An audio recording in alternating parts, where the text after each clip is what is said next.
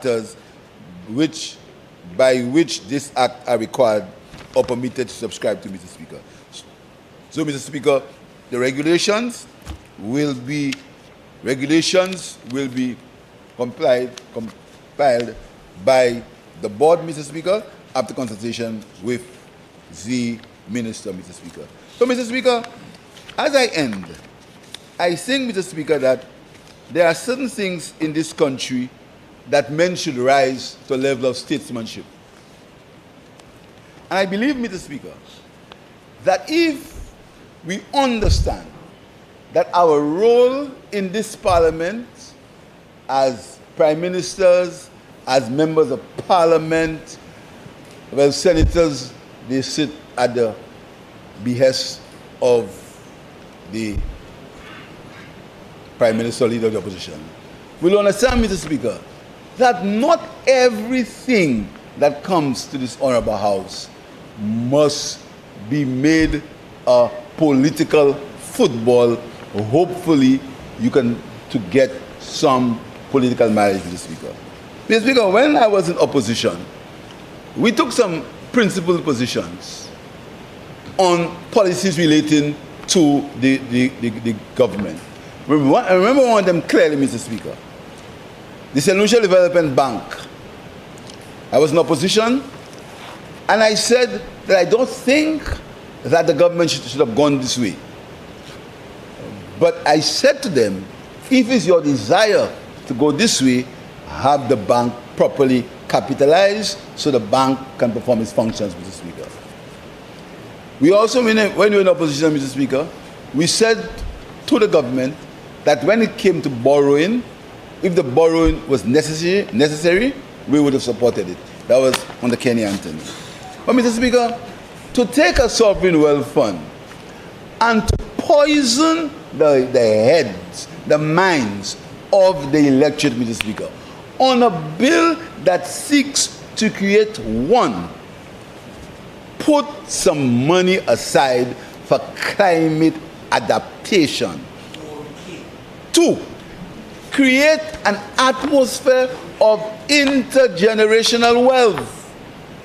Mr. Speaker, not many of us have the luxury of intergenerational wealth. Not many of us. That's a fact. I'm not casting aspersions on anybody or anything or being personal. Not many St. Lucians have intergenerational wealth. Not many St. Lucians, their parents can leave anything for them.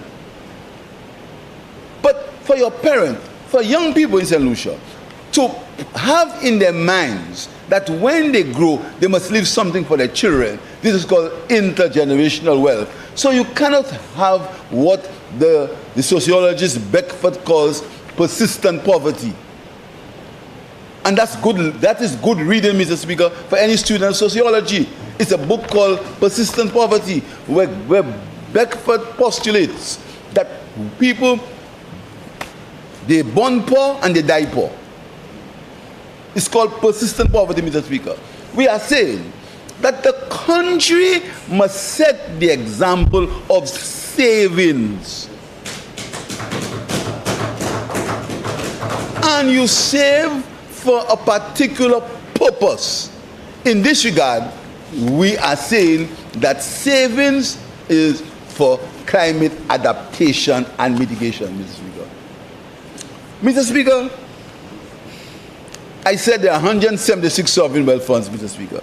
But, Mr. Speaker, to postulate that a country has no surpluses, so the country should not even think of having a sovereign wealth fund, Mr. Speaker. Mr. Speaker, that is wanting to keep a country in persistent poverty. Want to keep the country in persistent poverty. Want foreigners to continue to dictate and determine the aspirations of the people of St. Lucia. Because it is said that the people of St. Lucia are not resilient. You all talk about resilience? What's resilience? We are a resilient people, Mr. Speaker. And history shows our resilience. It's our resilience that caused us to be here when we were taken from Africa and brought here as slaves. It's our resilience that caused us to be still here, Mr. Speaker. So we are a resilient people. So, Mr. Speaker, when people will ridicule, you're talking about resilience? What resilience talk about? They want us to continue, Mr. Speaker, to be hewers of wood and carriers of water. That's what it wants to be, Mr. Speaker. So you say into a country, a small country, going through economic transformation, where the whole world it's a very, very selfish world. Nobody cares about us, Mr. Speaker. All those who want to run the country like a business, you see what happens? Mr. Speaker, these words must be remembered.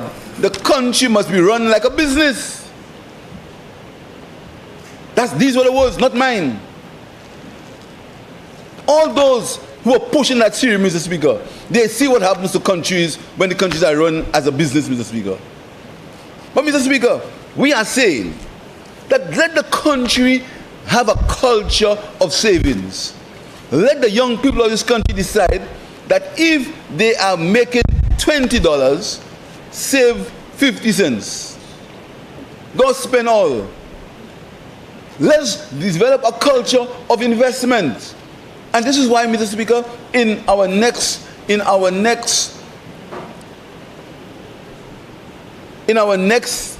time, when this government gets another mandate, Mr. Speaker, when we get our other mandate, we will encourage public investment in public companies. We will look at seeing if we can make credit unions, expand them. We see if we can people to make investment part of the culture of the young people of St. Lucia, Mr. Speaker. And that is why we started the youth economy.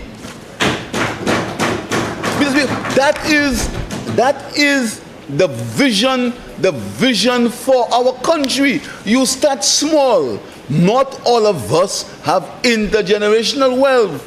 You have to start small. You have to start from somewhere. And the Sovereign Wealth Fund is starting somewhere. It's sending a message to the world that here is a small country of 238 square miles. We have the discipline, we have the mentality, and we have the purpose of saving for ourselves, of saving in the first instance for climate adaptation, Mr. Speaker. So, Mr. Speaker, I want to ask honourable members to support this piece of legislation. I want to say to honourable members, Mr. Speaker, that not all things must be vote catching. The people of St. Lucia, Mr. Speaker, have decided who they'll vote for. They have decided, Mr. Speaker. The people of St. Lucia have compared different governance. The people of St. Lucia have seen the benefits of good government. The civil servants of St. Lucia know that when their back pay is due, we pay what was owed to them and we pay what they are due now. The civil servants, the nurses, the policemen, they know that. They know we don't tell them, we give them back pay kwedi. We pay it when it's due. The pensioners of St. Lucia know that those who lived on less than, and Mr. Speaker, he who feels it most must know it. And this is why the Sovereign Wealth Fund for investment and for saving is important, Mr. Speaker. Mr. Speaker, do you know there were 3,400 people in this country who lived on less than $500 a month as their pension from the NIC? 3,400 people. They lived on less than $500, Mr. Speaker. And the people know it's this government that increased the pensions, the minimum pension, to $500. So the people of St. Lucia know that these are facts. These are not things we should do. These are facts. These are things we did. So, Mr. Speaker, I'm confident that the people of St. Lucia have made up their minds. And I'm confident that the people of St. Lucia, when they see the purpose, when they see the vision of this government in creating a culture of savings, in creating a culture of putting something aside for another day, Mr. Speaker, the people of St. Lucia will understand and come to the right direction. So I have no fear. This is why I smile. This is why I laugh, Mr. Speaker. I have no fear, because I have confidence in the resilience of the people of St. Lucia, Mr. Speaker. And I ask honorable members, Mr. Speaker, to join me. Join me in that vision of a St. Lucia where people are seeking to get involved in their own development by using their own resources. I want you to join me in that purpose and that objective, Mr. Speaker. So, Mr. Speaker, I ask our members to support the Sovereign Wealth Fund of St. Lucia Act. I thank you, Mr. Speaker.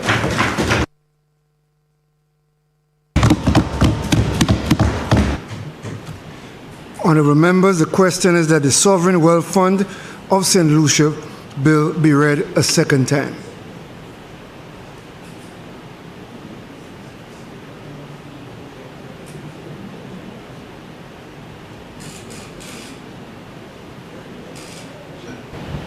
Member from Miko South.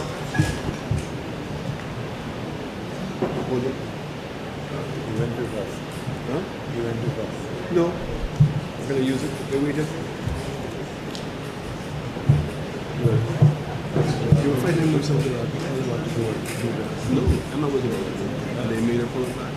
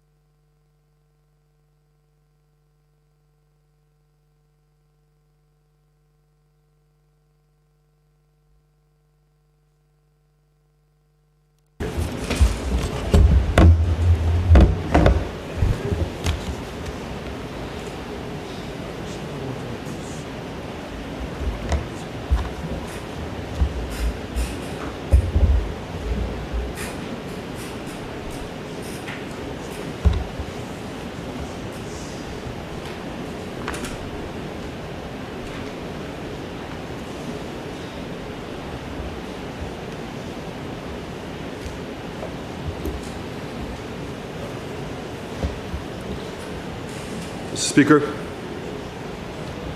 I hesitated on turning on my light because I wanted to see how many members on the other side would have actually risen to the challenge by the Prime Minister to support this bill. And it was interesting to see that none did. But be assured that after I have spoken, that they all will speak. But that's okay. And one would have expected that the member who is really the author of this would have leapt to his feet to support this bill, but I see he too sat on his hands and did not ring his own bell. It's okay. I think in debating this bill, Mr. Speaker, one maybe has to take a step back, because certainly in meeting many solutions and getting them to try to understand what this is about, and the Prime Minister is correct, it's a bit difficult. And maybe we should focus a little bit less initially on what a sovereign fund is, and maybe we focus a little bit more on what the Prime Minister indicated was the purpose of the sovereign fund. I happened to be present in the room in 2017, 2018, when we were able to get the World Bank, OECD, the IMF, ECLAC, to meet for an entire day to determine what was going to be the way forward for small island developing states because of the recurrence of exogenous shocks, in particular climate related exogenous shocks. Entering to that meeting, we saw the catastrophe that took place in Dominica. We'd seen the catastrophe that took place in the BVI, British Virgin Islands. And we also had seen the catastrophe that had taken place in Turks and Caicos. And it was only later, after that meeting, that we also saw and witnessed what happened in Grand Bahama. In all of those instances, that one hurricane created more damage than the GDP of each one of those countries. And even though that there was insurance available, the insurance money paled in comparison to what we needed. And the purpose of the meeting in Washington, D.C. was to understand how we, as small island developing states, were going to overcome the economic rules that were in place that were preventing us from protecting ourselves against this exogenous shocks. The economic rules that are in place, Mr. Speaker, restrict our access to what's called overseas development funds, monies that are allocated by foreign countries to assist developing countries. And one of the key things that was precluding our access to those monies is a rule that once you had a per capita GDP over a certain amount of money, you couldn't get the money. And St. Lucia is on the threshold of that. In fact, we may actually, at this point, I believe, we might have actually gone past it and are now deemed to be a middle-income country. But countries like the BVI and the Bahamas clearly had exceeded the numbers. There were also restrictions that were being put upon us on how much money we could borrow based on our per capita GDP. Now, I want us to appreciate what the prime ministers and all the countries were arguing at the point. When these rules came in under the OECD, it was just after World War II. And we developed what was called the Bretton Woods system. It's when the IMF was introduced, the World Bank was introduced.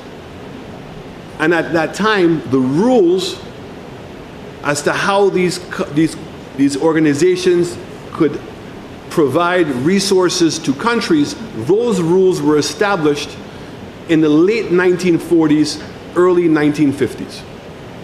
I bring that up because microstates like St. Lucia didn't exist. It was only after the UK decided it wanted to get rid of the Commonwealth, and as such, give us our freedom, that we all of a sudden now had to apply those same rules. And it was at that same meeting in 2018, Mr. Speaker, where the IMF and the World Bank did a study, and the study said that the only way forward for us is that we had to build a reserve of monies to deal with an exogenous shocks. And the amount that they said originally is exactly what the Prime Minister said, that 4% of your GDP, and ultimately, ideally, 8% of our GDP. Our GDP, I think, is about 2.5 billion US dollars. So it means that 10% would be 250 million US dollars. Half of that is 125 million US dollars. So here it is that the Prime Minister has indicated to us and has come to Parliament, and by extension to the people of this country, in saying that his solution to this problem is to create a new vehicle. And that vehicle is this sovereign wealth fund. And that he's gone to great lengths to speak about the governance structures, which I will get to, in this particular fund. And that the bulk of it, but he never really said so, but I'm just taking from what he indicated, that the bulk of the money that would be going into this sovereign fund is going to come from our economic fund. So here it is, we have a fund called the Economic Fund, where, to his point, that the monies from the CIP, both in terms of the administrative fee and also in terms of the administrative fee and in terms of the donations, that these monies go into the Economic Fund. And the Prime Minister was 100% correct. He spoke about the governance structure of the Economic Fund.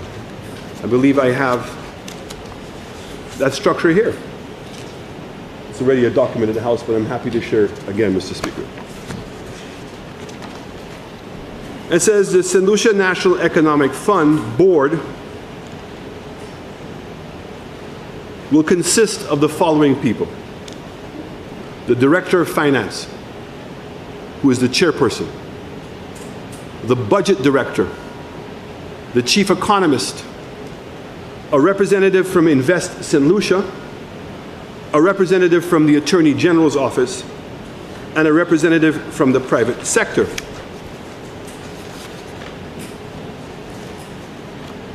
The functions of the fund are to advance loans to the government in approved capital projects. Now, this government, when they came in, amended that and took out the word capital projects and said any project approved by cabinet can be funded from the Economic Fund. Very subtle change, but a significant change, because there's a big difference between capital projects that are approved by cabinet and any project that's approved by cabinet. So you can have a recurrent expenditure. You can have whatever cabinet decides. They can choose to approve that project, and that project will be funded by the Economic Fund. It says to provide investment for government-approved capital projects, to reduce government debt, to purchase government bonds, and E, to provide monies for a purpose approved by cabinet that is not considered recurrent in nature. So in essence, if there was an exogenous shock due to climate change, and there was monies in the Economic Fund, government was free to borrow that money, either in the form of a borrowing or to take the money to pay for whatever debts they would have. And that's allowed in this aspect. So when we talk about the need to create another fund, which you said repeatedly was for resilience and climate change issues, although the Prime Minister neglected, but I'm hoping the real author of the bill, when he gets his opportunity to speak, will give us more details, specifically what projects. Is this in adaptation, meaning are we going to invest in infrastructure in anticipation of something coming? Or are we going to wait for the catastrophe to take place and we're going to use the money to assist in recovering? No explanation was provided. A generic term, which can mean anything. I don't think after the Prime Minister spoke that anybody in this room, far less outside of this room, could have told us any project that the Prime Minister was specifically dealing with. Mr. Speaker, it says the Economic Fund Board will manage the monies and the business of the fund, consider and approve an application for loan or investments, ensure that a loan is used for the purpose of which it was granted, ensure that the proceeds of the loan are applied to the government-approved capital project, establish and maintain a sinking fund to be administered and applied as the board determines. The board. Remember, who makes up the board? The board is made up of the Director of Finance of St. Lucia. It's made up of the Budget Director of St. Lucia. It's made up of the Chief Economist in St. Lucia. It's made up of a representative from the Invest St. Lucia, a representative from the ministry responsible for commerce, a representative from the Attorney General's chambers, and a representative from the private sector. I repeat that because each one of these positions has a name and a face that we know. Each one of those persons are here in St. Lucia. And each one of those persons, as their daily job, are supposed to be protecting and managing the assets of our state. So it means that they have the requisite expertise to manage the economic fund. If I jump ahead to what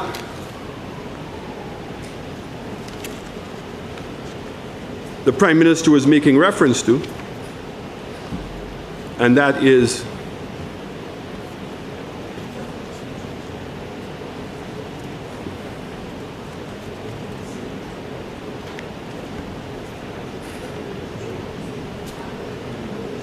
the composition of the board of this sovereign wealth fund.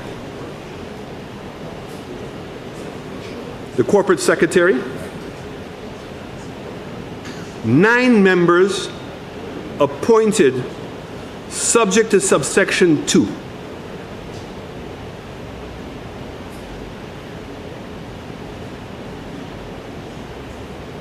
Every person that's going to be appointed to the board is going to be appointed on the advice of the minister. All 9. All 9 people on the board are not designated, are not people who we know, but it's people that the minister has determined to be fit. Nothing else.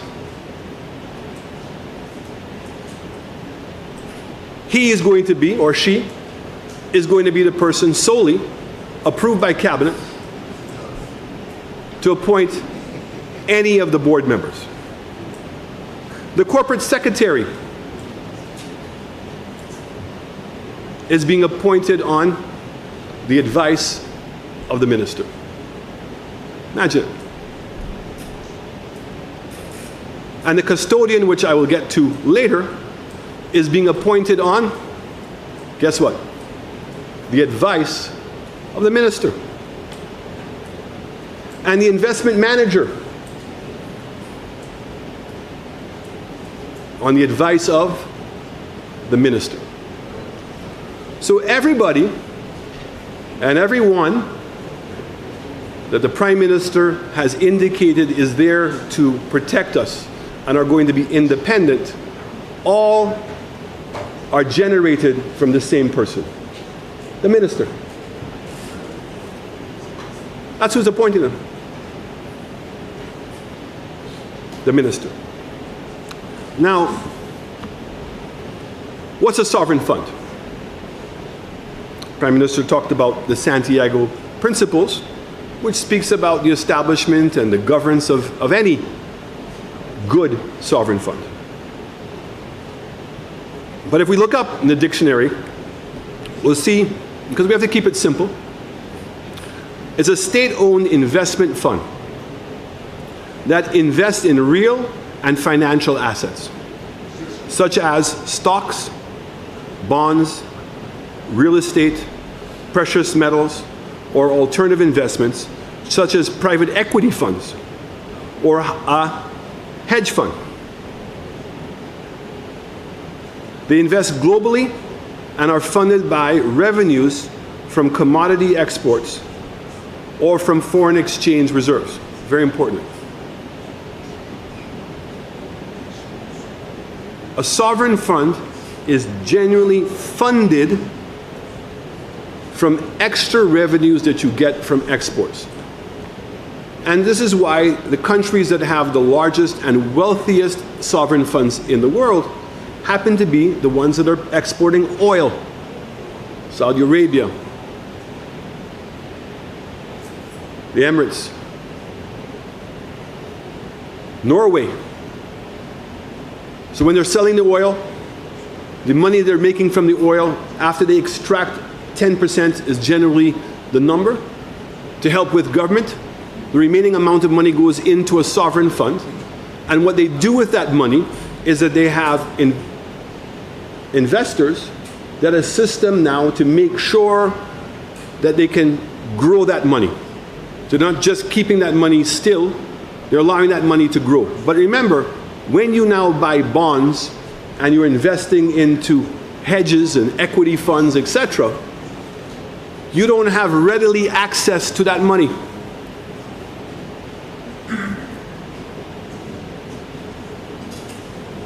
Over the 50, 60 years of some of the more successful hedge funds, we try to determine and assess, because we must take the time to see who else has done these things and what's been the pros and the cons.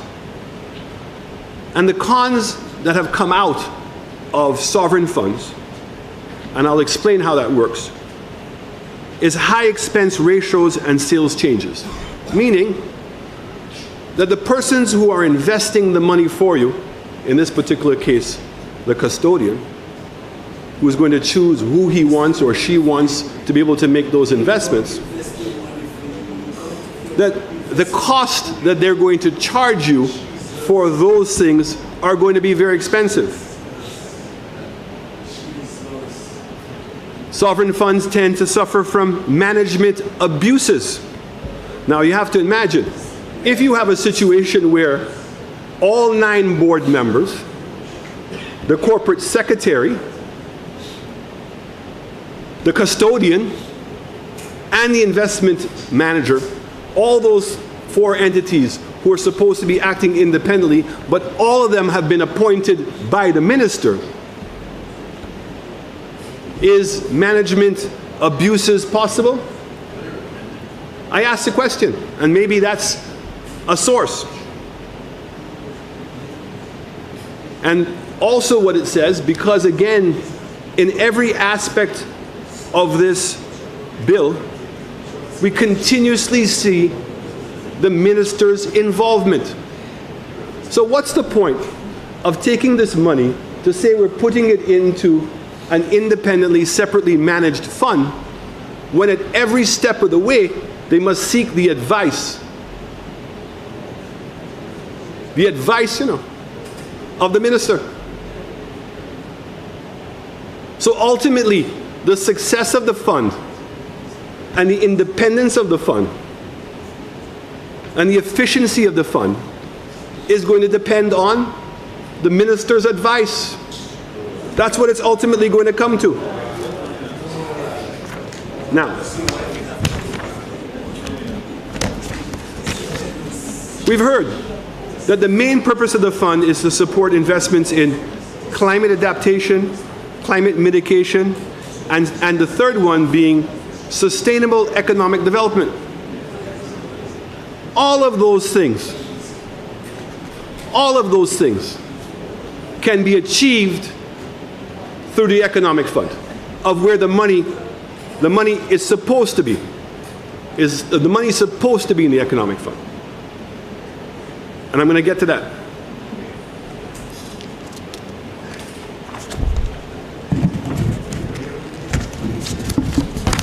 So,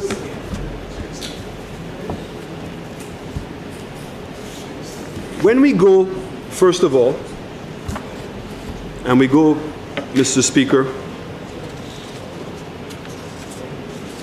annual report of the board.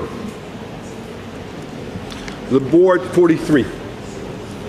The board shall submit to the minister, subject to subsection 2, and not later than 6 months after the end of each financial year, an annual report on the operations and activities and transactions of the board, containing an account of the performance of activities and operations of the board.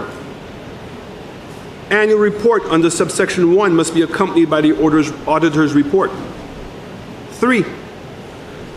The minister shall submit the annual report and auditor's report submitted under subsections 1b to be laid in Parliament within 28 days of its receipt by the minister, or if Parliament is not in session, within 28 days of the next session of Parliament. And before I get to the added piece, that language is not new. So if we go to the CIP Act, we'll see Section 22, the audit.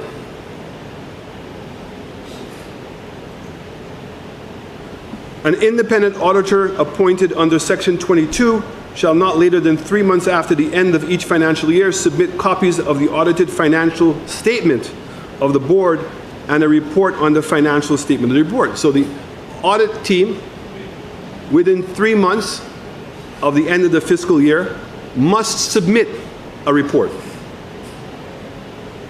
Not later than 3 months after the end of each financial year, and in accordance with Section 3, the board shall submit to the minister an annual report on the work. So in addition to the audit report, the CIP unit is supposed to submit an annual report.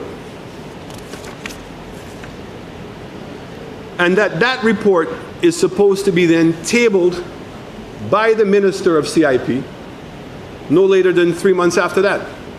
So our financial year ends in March. It means that he must receive, the minister must receive both the annual report and the audited report. He must receive those reports by July. And then now, the minister has up until September to put those reports to hear in Parliament. That's in the CIP Act. In the Economic Fund,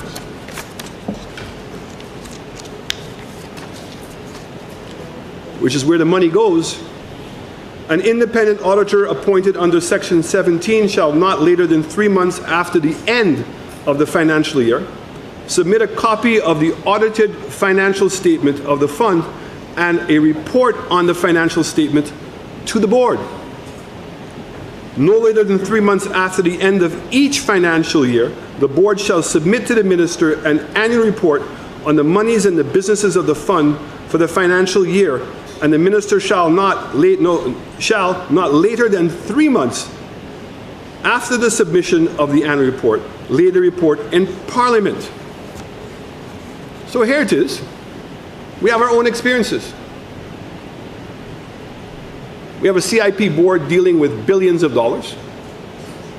We have an economic fund dealing with supposedly billions of dollars. And the current government has disregarded that legal obligation that the Prime Minister says that he's put into this new sovereign fund.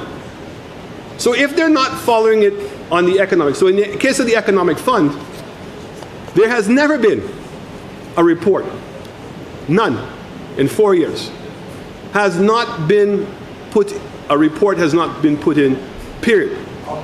And we know that with the CIP unit, that the last report was 1 year late. And the report that was due in October of last year still has not been tabled in front of the House. So what I want to say is, why on earth would the Prime Minister want to stand up, talk about the Santiago rules, which would have said the same thing, that there has to be reports and there has to be transparency and it has to be in the public. But here we have two glaring examples of millions of dollars of which the government has deliberately ignored what is in law. And so what is it we've learned? Should there be a penalty? Should the funds stop and cease unless they meet these timelines? Are we going to put some guardrails on? Are we going to put some real checks and balances? Or are we going to continue to fool ourselves that you can come to the house and bring a document, wave it around as if it is some legal document and there's some obligation on your part to follow it, when you have not? You haven't. So why should we trust you today with even more money? And remember, in this particular case with the sovereign funds, I want to repeat myself, that the 9 board members are chosen by the minister. The corporate secretary is chosen and selected by the minister. The custodian is selected and chosen by the minister. And the investment manager are all done so. And you're coming back with the same failed law. And what do you put in? You put in now another section to say that there's going to be a forensic audit every 3 years. And guess who the forensic audit goes to? Guess who the forensic? Does the forensic audit come to Parliament? Is the forensic audit coming to the public? No. The forensic audit is going to the minister. To the minister. Again. That's who the money is going to. That's who the report is going to. It doesn't even say that he has to make it public. It makes no reference. It just says there'll be a forensic report. I'm reading something wrong. Forensic report says, your section says, your new added section, you have it there? Let me read it specifically. Notwithstanding this section, the board shall submit to the minister a forensic audit every 3 years. And that's supposed to mean something to us? That's supposed to be transparent and living up to the Santiago protocol of accountability and transparency? When the Prime Minister wants to talk about a fund to be there for you and for your children and for your children's children, are you instilled with confidence that this bill puts all those safeguards in place? That the entire bill comes back to one person, the minister. And we're supposed to trust that? And that includes language and protocols that we have seen over time and time again that have failed us? Now, when we speak specifically about how this sovereign entity is going to work, one starts getting very nervous because of some of the language that's used here to describe what's going to take place. So section 33, Mr. Speaker, custodian. The board shall, on the advice of the minister and cabinet, appoint by instrument in writing on terms and conditions the board on the advice of the minister. So imagine, not only appointing the person, but the terms of their appointment is going to be determined by the minister.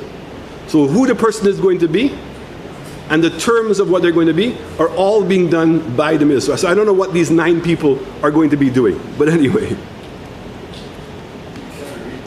And it says, a custodian appointed under subsection 1. Sorry, there was an amendment. Can I have that? 33.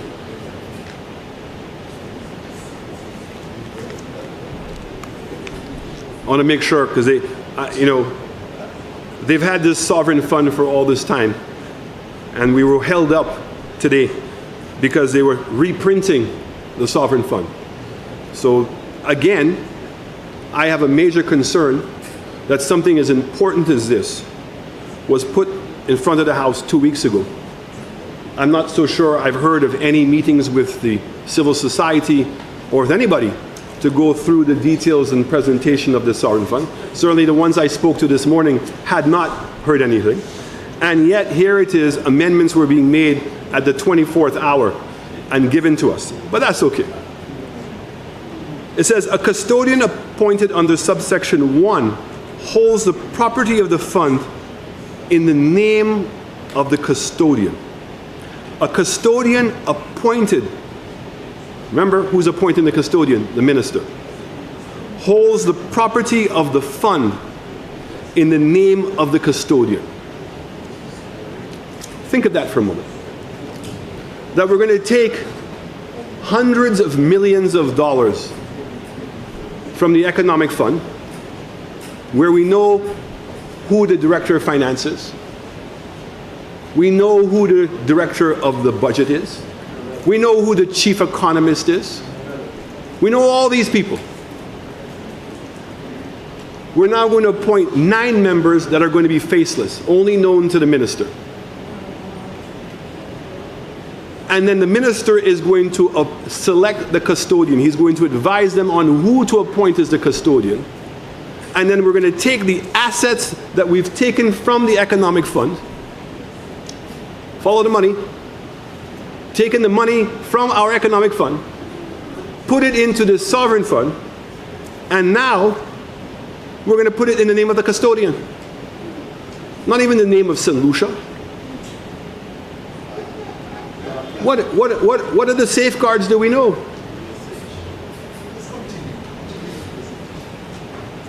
A custodian appointed under subsection 1 holds the property of the funds in the name of the custodian, or if the board authorized, in the name of one or more nominees. Now, the Prime Minister, I guess he must have been joking, or maybe he just thinks it's late in the day and we all had lunch and we're suffering from a little siesta, said that this management of this fund is going to be, remember what he said? Under the Public Finance Management Act rules.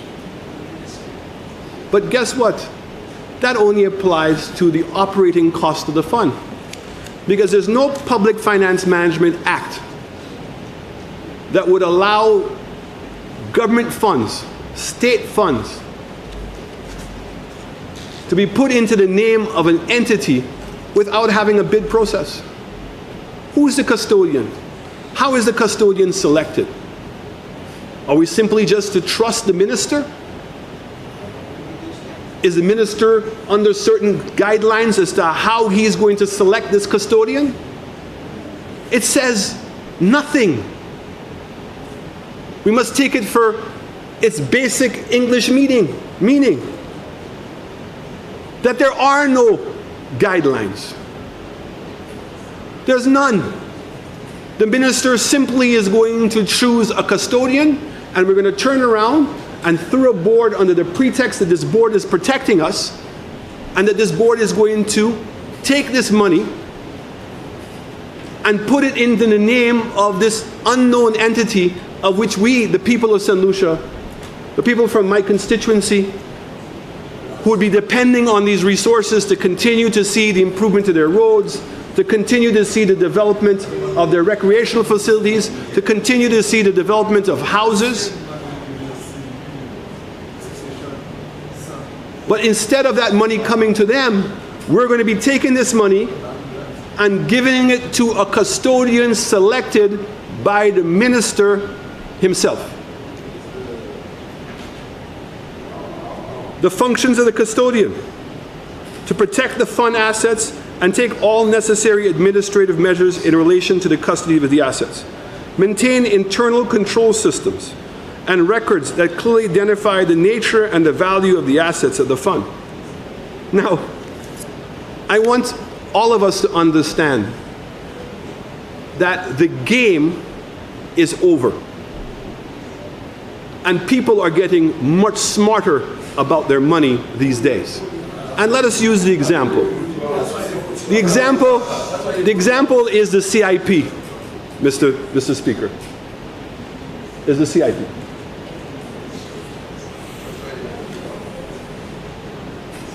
The audit that is being done in the CIP, Mr. Speaker,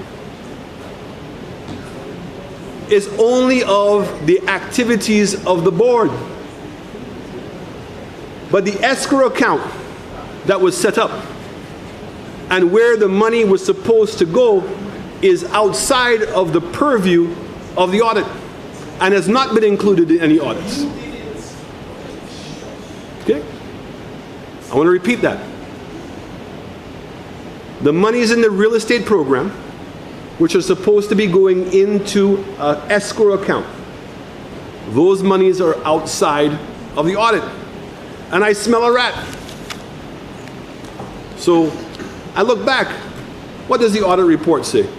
Vague, just like the other ones. Meaning what? That the audit will be on the management of the board. The salaries it pays, the rent it's paying, the electricity it's paying. But the money, the millions of dollars, that's not going to be audited. That's not going to be audited. And whereas we may not have been able to pick that up for the first time, because we would have all presumed when we speak about an audit, that we speak about an audit of everything. Not just some things, of everything. But history has taught us a cruel lesson, Mr. Speaker. History has shown to us that not everybody is that honest. And again, I find that the language in this piece of legislation that is attempting to meet the standard of the Santiago rules, it's not there. We're not seeing it. And then what do we turn around? An investment manager. Subject to section sub 2, the board shall, on advice of the minister, appoint one or more investment managers as may be necessary for the proper discharging of its functions.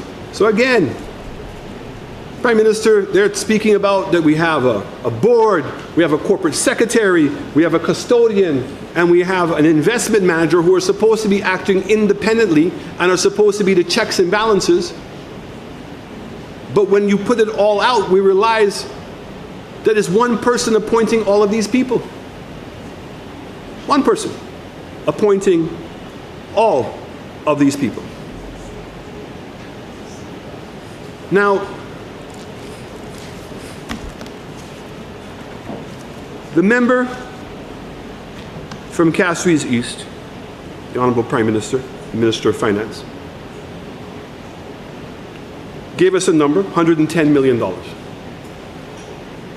So what's interesting is that in the revelation finally of contracts that were issued to Galaxy for the hotel project and contracts that were issued to Galaxy for the infrastructure program, we now no longer have to guess. We now know that the hotel contract that was originally done in 2018, and that was to build a $300 million hotel, Mr. Speaker, that they issued 210 million US dollars in applications, approval. And then now, the contract was amended to go to $1 billion US dollars.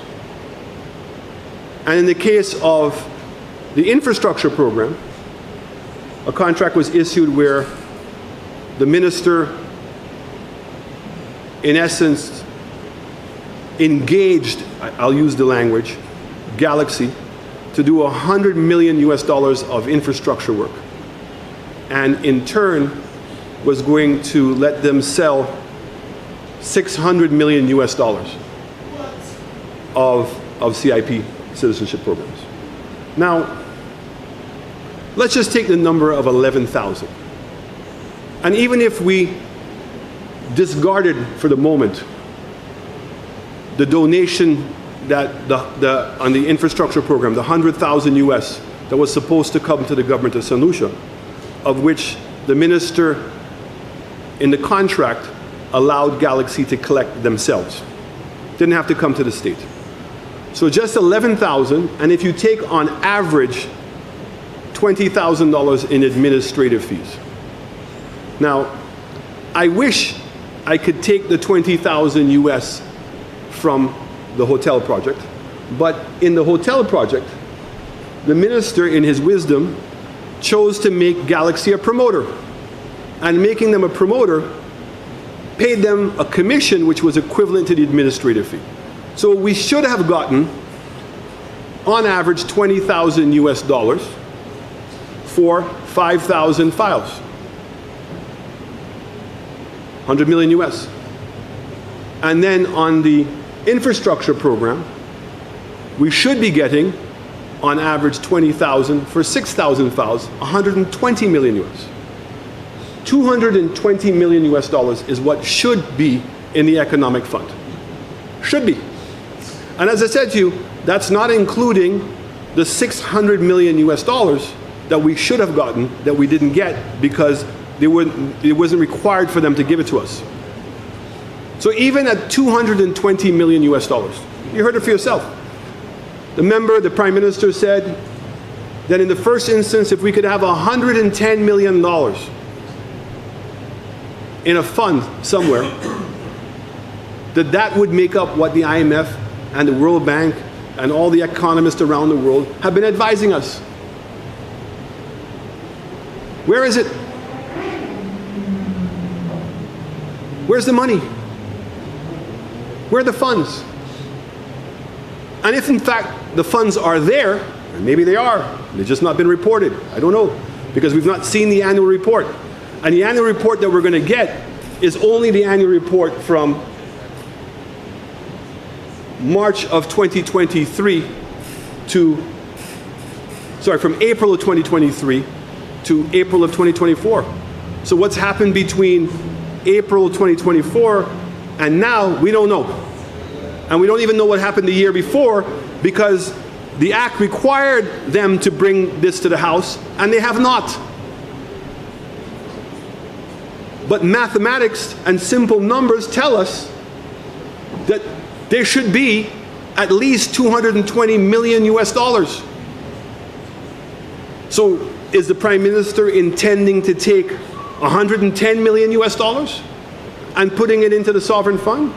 And then to take that sovereign fund and to give it to this faceless, unknown custodian of which only the minister is going to make the decision?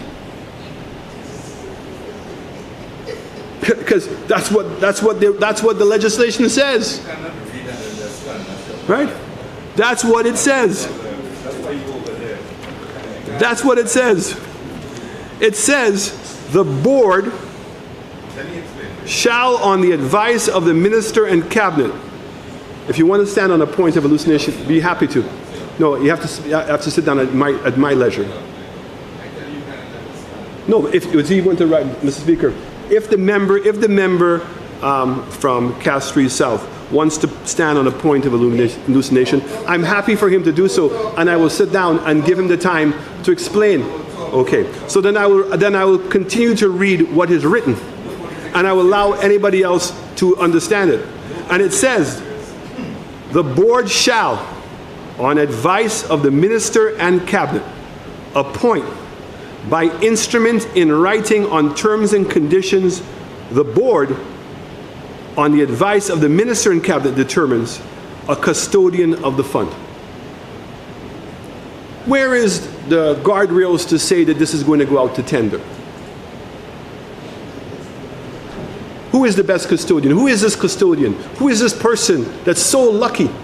Because there's been a lot of lucky people in St. Lucia, Mr. Speaker. A lot of lucky people. When it comes to GPH and NLA, CIP, a lot of lucky people. So who's the next lucky person that is going to be this custodian? And how are you going to select this custodian? Well, hopefully it's not going to be a secret meeting that's going to allow the selection of the custodian. Member from Mico South, you have 15 minutes left. How many? 15. Thank you very much, Mr. Speaker. Huh? No, no, I don't want any more time. So, Mr. Speaker, I remain. Member for. No, 15 minutes is fine. Mr. Speaker, it's interesting to note that in the Labour Party's manifesto, this last manifesto. Member for Suzel Saltibus, my apologies because the lectern is blocking your microphone. I can't see it. Mr. Speaker, I would like to invoke Section 3210 to provide the member an additional 15 minutes to complete his presentation. Honourable members, the question is that Standing Order 3210 be suspended in order to allow the member for Miku South an additional 15 minutes in which to complete his presentation. I now put the question. As many as of that opinion say aye. As many as of a contrary opinion say no. I think the ayes have it. Members, when the question is put, members have to answer sufficiently loudly for the chair to hear. I now put the question again. As many as of that opinion say aye. Aye. As many as of a contrary opinion say no. Division. Madam Deputy Clerk.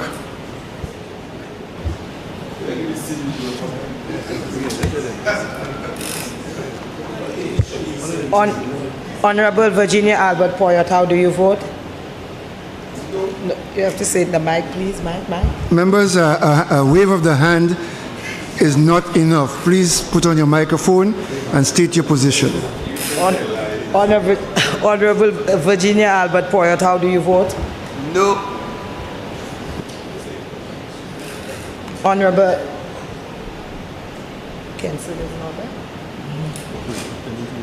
Honorable Sean Edward, how do you vote? No.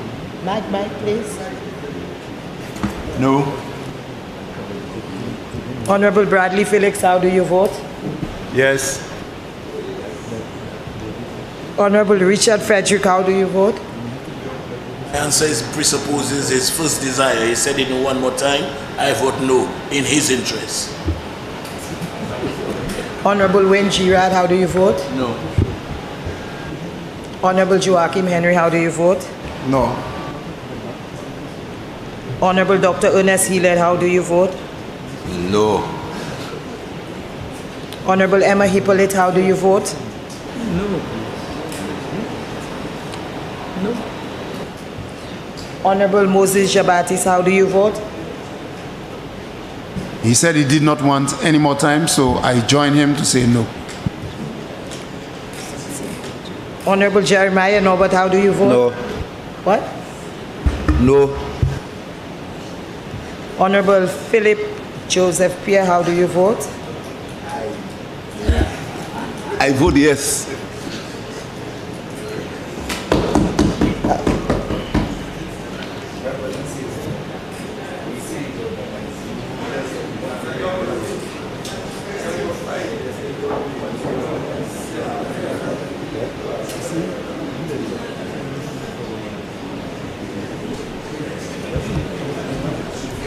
Honorable members, the count is the noes 9 to the ayes 2, motion denied.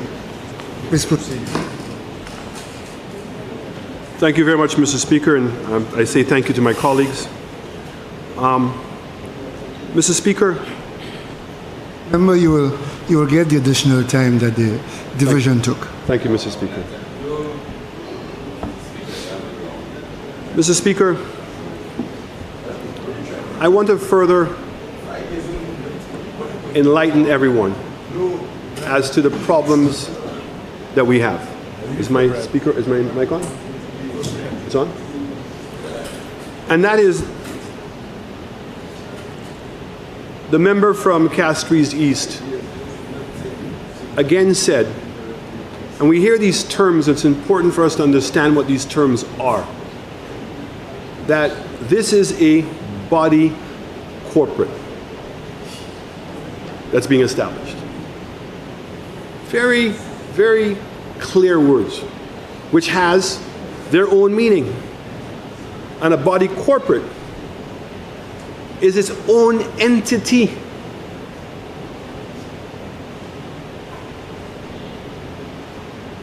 It can be sued, and it can sue.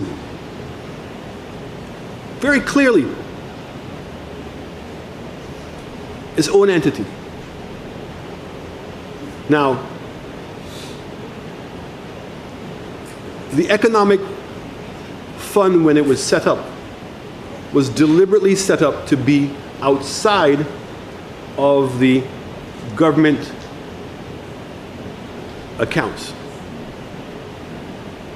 Why? Because the monies that went into it were not supposed to be used for recurrent expenditure.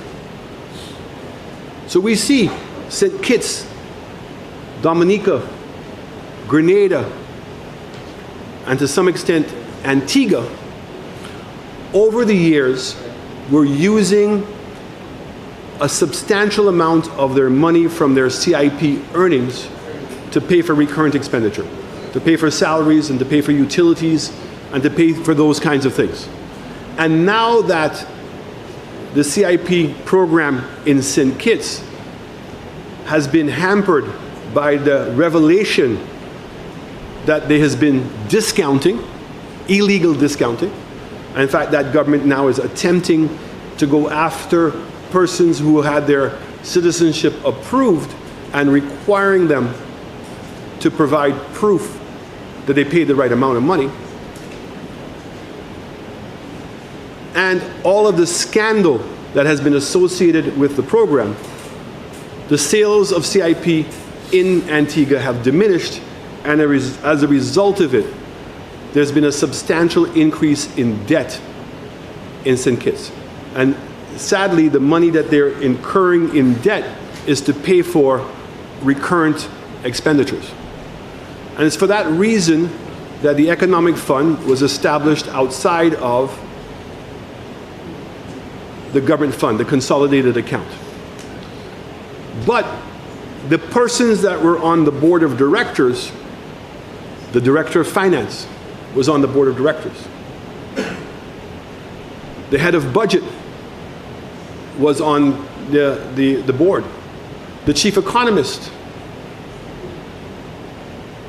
a person from the Attorney General's office, a person from Invest St. Lucia, all these government officials were there with very strict rules on what the money could be used for. And the minister's role and cabinet role at the time was solely to give them the guidelines, but not to tell them what to do. In this instance, with this sovereign wealth fund, the board, every decision they're going to make is subject to the minister and the advice of the minister.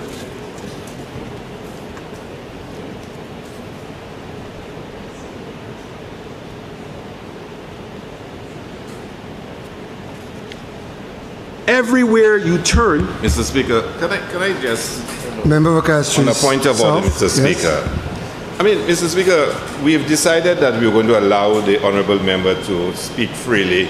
Let solutions hear him on an important bill as this.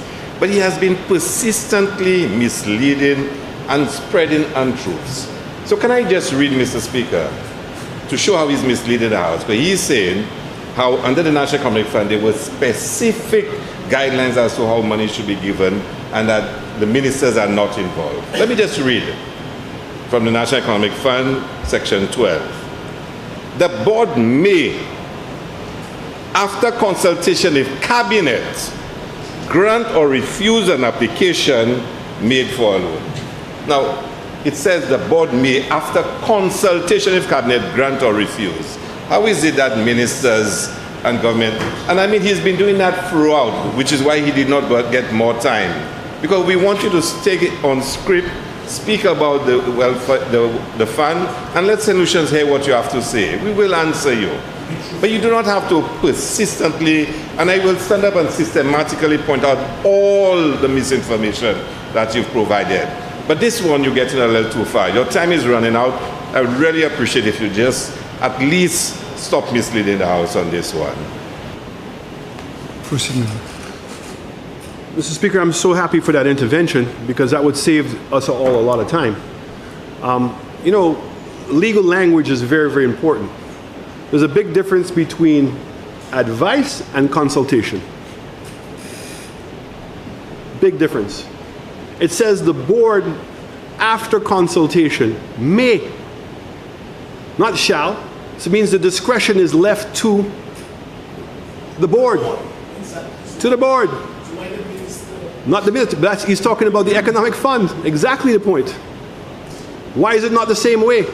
In all of the other ones, okay, is on the advice of the minister, not about we get to consult his advice. No.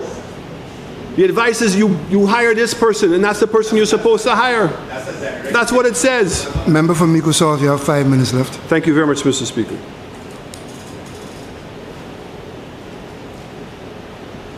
That's why when you read this, it's thwart with problems.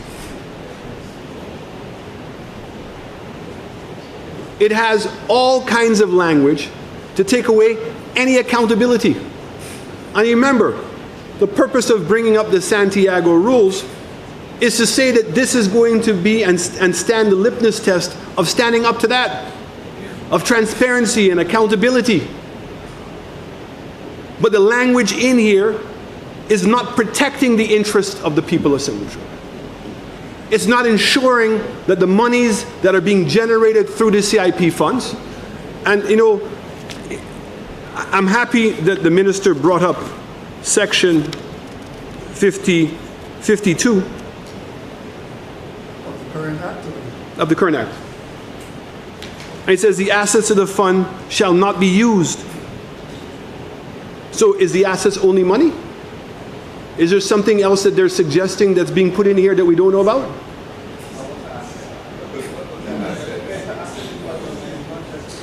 So it's not just money. I don't know. It says the assets of the fund shall not be used. I'm asking you a question. Is the assets including money? So, and again, I asked the question because when you go to the manifesto, it says on page 9, section 7, in collaboration with the private sector, transfer some government fixed asset. Member, may I just point you out to section 2 of the Act at page 8? Of the manifesto? No, of the Sovereign Wealth Fund Act. You're raising a point of hallucination, Mr. Speaker? No, I'm pointing you to where it describes what an asset is. Okay, sorry, thank you. It's where? On page what? Page 2, the interpretation section. Page 2, interpretation. Asset means a real personal property, a part of a share of an asset of interest and asset. So I'm 100% right. So it is not just money. How are the assets getting in here? Where does this speak to how the decisions? The Minister of Finance is going to make the decision by themselves as to which assets you're going to take and put into the fund? So it's very clear that the monies are coming from the economic fund. Where are the assets coming from? And what's the process that the government is going to use to declare that they're going to transfer, as an example, HIA Airport? I don't know what assets. Are they going to take school buildings? Are they going to take our hospitals? Are they going to take Wasco? Although I hear people using a different name to describe Wasco these days. Where are these assets coming from?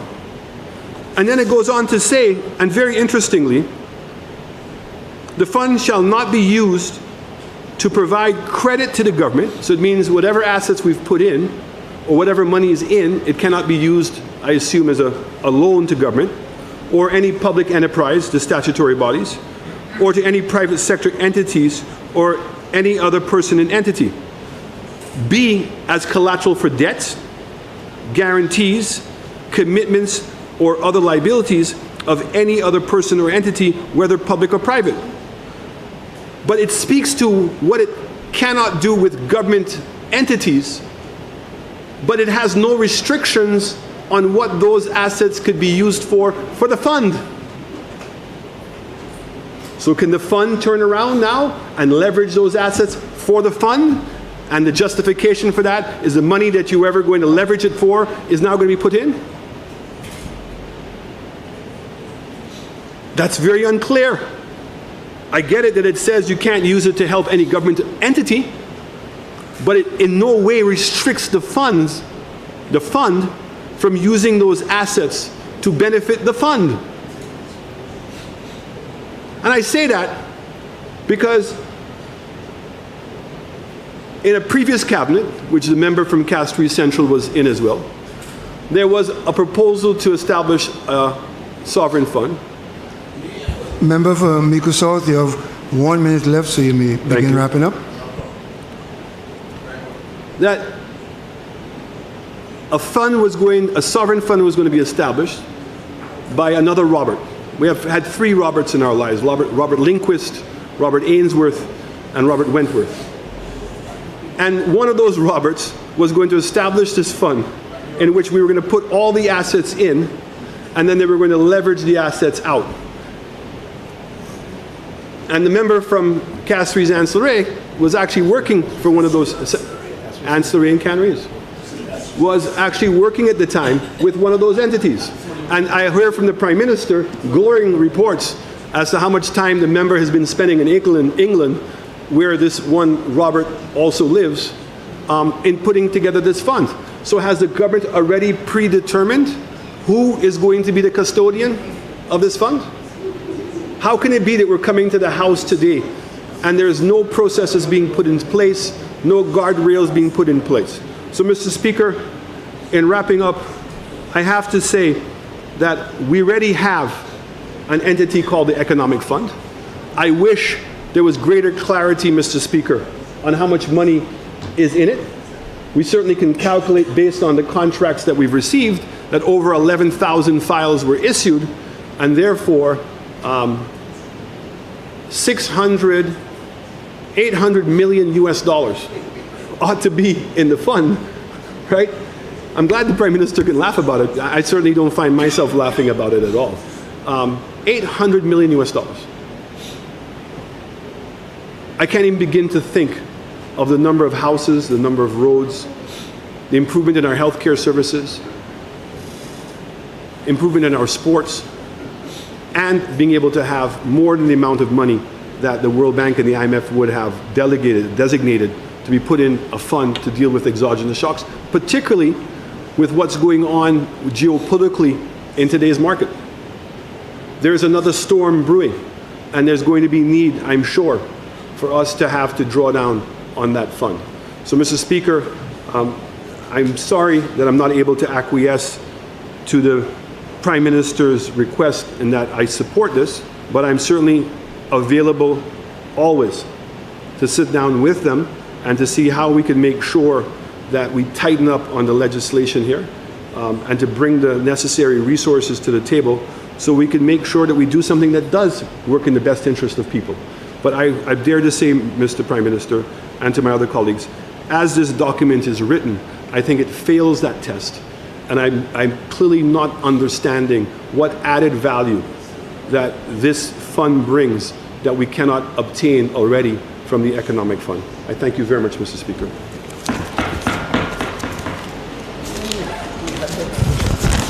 We had the National Economic Fund when he attempted to introduce this. Member for Castries Central. Yes, please, Mr. Speaker. Bring the podium for me. I promise I wouldn't be too long, Mr. Speaker. My colleague, member for Soufrière, has some matters, pressing matters to deal with. And I know she would like to make a contribution to this.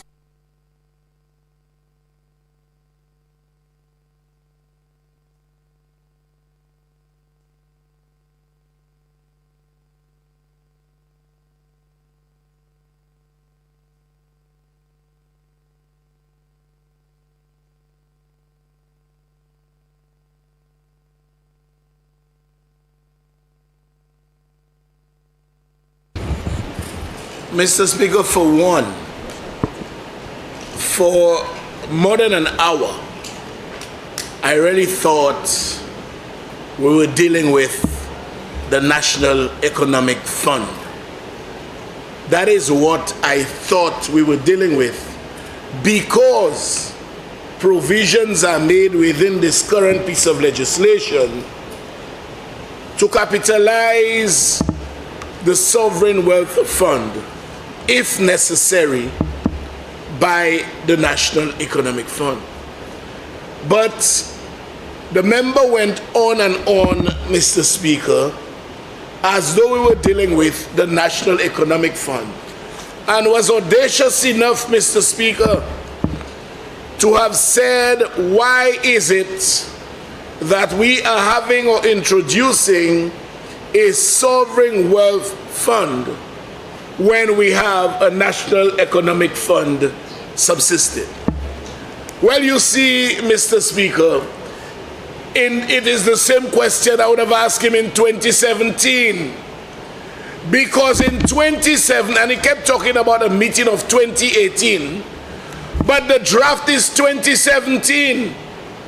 Ipokote bieni 6 mois, il y a élection, il te hani on loi pour passer, même qu'on nous ka passer hodia, mais ça nous imprime. Et mais 6 months after, when the National Economic Fund was already in place. You know, Mr. Speaker, when people wear different hats, they see things differently with a certain degree of dishonesty or disingenuity. Because the Sovereign Wealth Fund is not new. In 2017, the member was Prime Minister.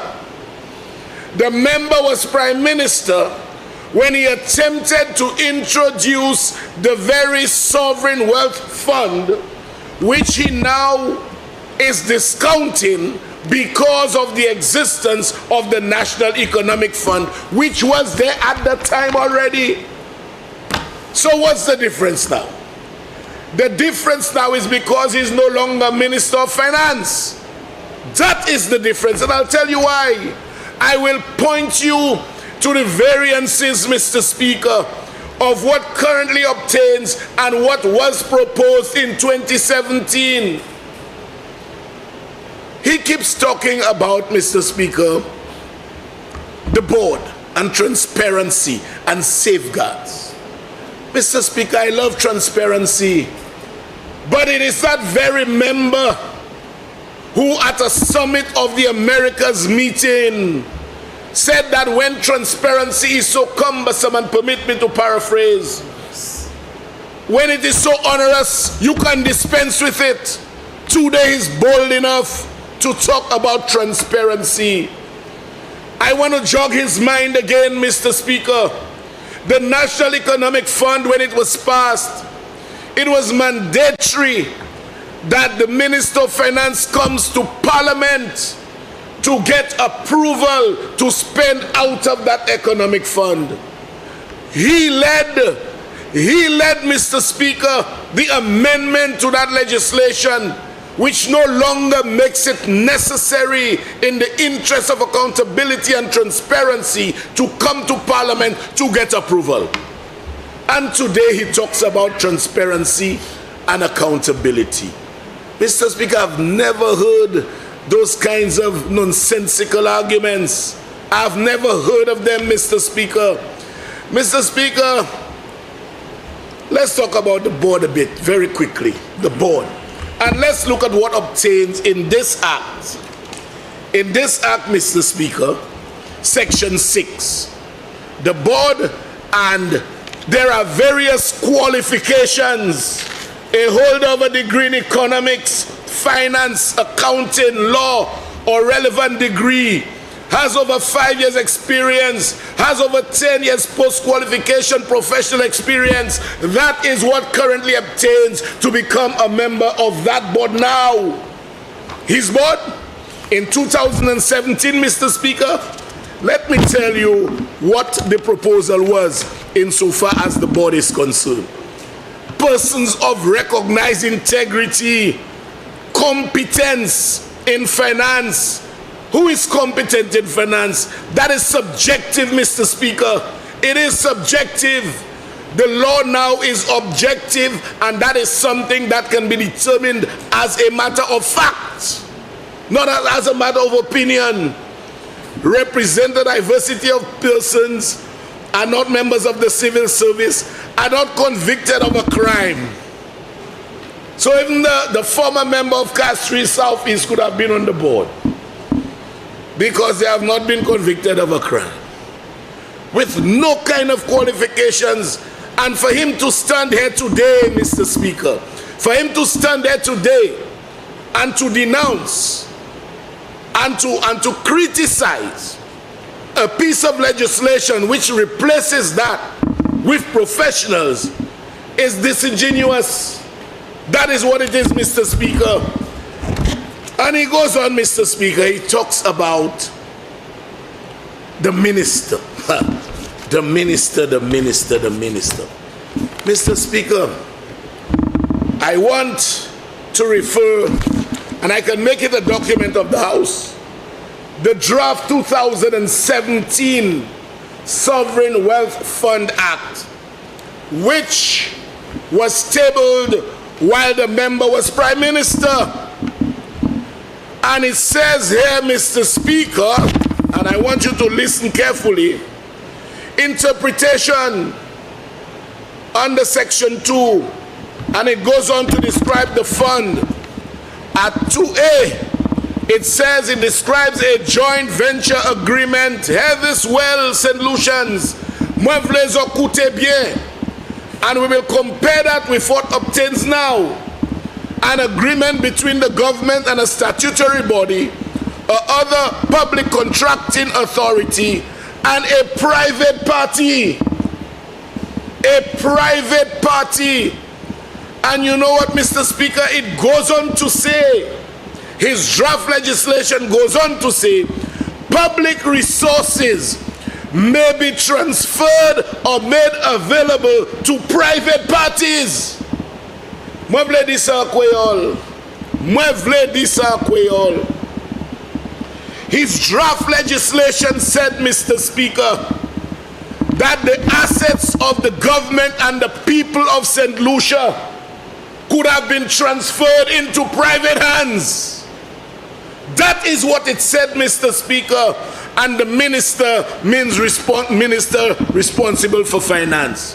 So when you see that, Mr. Speaker, when you see that you were giving the board authority to take public assets and transfer it to private hands right away, the Dahemol fiasco must jump to the fore. The DSH deal must jump to the fore. That Wipe thing must jump to the fore. Cabot. And the list goes on and on. Giving yourself authority to take public assets and invest in a private party. And hear this, Mr. Speaker. Hear this. Part 1 of his proposed Sovereign Wealth Fund 2017. Sovereign Wealth Fund of St. Lucia, establishment, vesting, and trusteeship of Sovereign Wealth Fund of St. Lucia. Section 3, Clause 3 rather. There is an establishment to be known as the Sovereign Wealth Fund. Hear this well, Mr. Speaker. The ownership of the fund is vested in the Crown with the minister acting as trustee. Moi vle di sa patwa. Moi vle di sa patwa. Actuellement nous ka mette législation en place. Nous ka di ko sa, nous pas ka pou bagay gouvernement ek bay pièce kalte mouni. Nous pas ka bay pièce individual, nous pas ka bay pièce compagnie, nous pas ka servi bagay gouvernement comme ça. Ça yo teni, c'est ou ça point propriétaire cette ici. Ou ça point propriétaire gouvernement et ou ça mette et transfer à la main genre pouvoir privé. You know, and going on to say, Mr. Speaker, that the minister is the trustee of the funds. Can you imagine? So the very billions of dollars to which he speaks, Mr. Speaker, if he is the trustee as Minister of Finance, Balfini Vieloansa. So that is what he's afraid of, and that is the kind of dangerous provisions that your proposed act contain. Trustee of the funds. Trustee. And you can transfer any property. It is no wonder, Mr. Speaker, that we lost the Dahem Hall. We lost the Dahem Hall, valued at $60 million, transferred, registered in the name of a private party, and up to now, government coffers have not been credited with 1 penny. But that is the kind of mischief, Mr. Speaker. That is the kind of mischief that they had created or they wanted to create. But Mr. Speaker, it is a totally different bill now in terms of transparency, accountability, the custodians of the funds, etc., etc. Why are you taking the Economic Fund Board and making such a comparison to a totally different thing? The Economic Fund, Mr. Speaker, is raised by persons with qualifying investments. You must qualify under the CIP legislation. That has nothing to do with our sovereign wealth fund. It is only after you qualify, the Minister of Finance can say, okay, we are heavy there, let me put some money over there for bad weather, so to speak, Mr. Speaker. And when you tell me, and he kept talking about the other meeting in 2018, Nomla Pokote même vin office, even office J 2016, late janvier 2017, ite Hannibal Issa, koy kabay koy pouvoir, pour poué bagay gouvernement, ek meya la me pouvi. And we saw it happen. We saw it happen even without that legislation, Mr. Speaker. We saw it happen. We saw it happen with Cabot. We saw it happen with T.O.A. King and DSH. We saw it happen with the Dahem Hall. So, Mr. Speaker, you know, sometimes when you listen to persons who believe that they profess to be intelligent, they really are not, Mr. Speaker.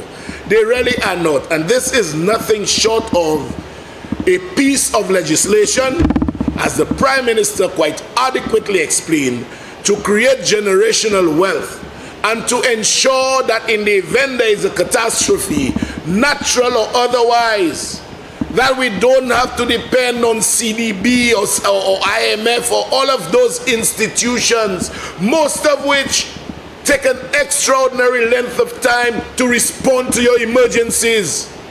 So we have money at our disposal to deal with our business at home, Mr. Speaker.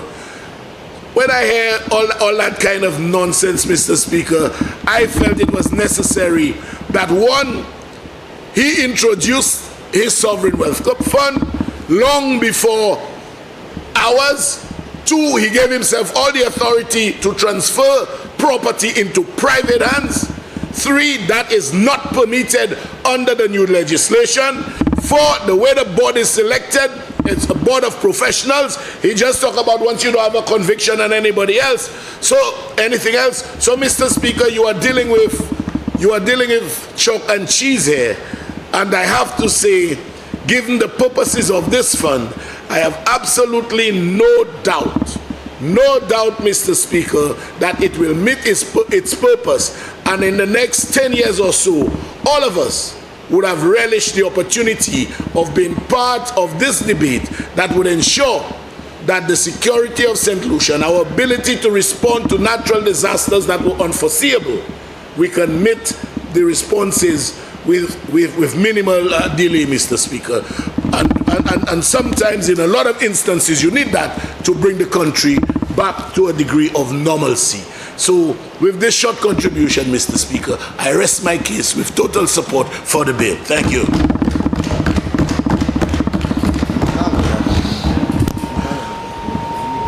Member for Castries Southeast.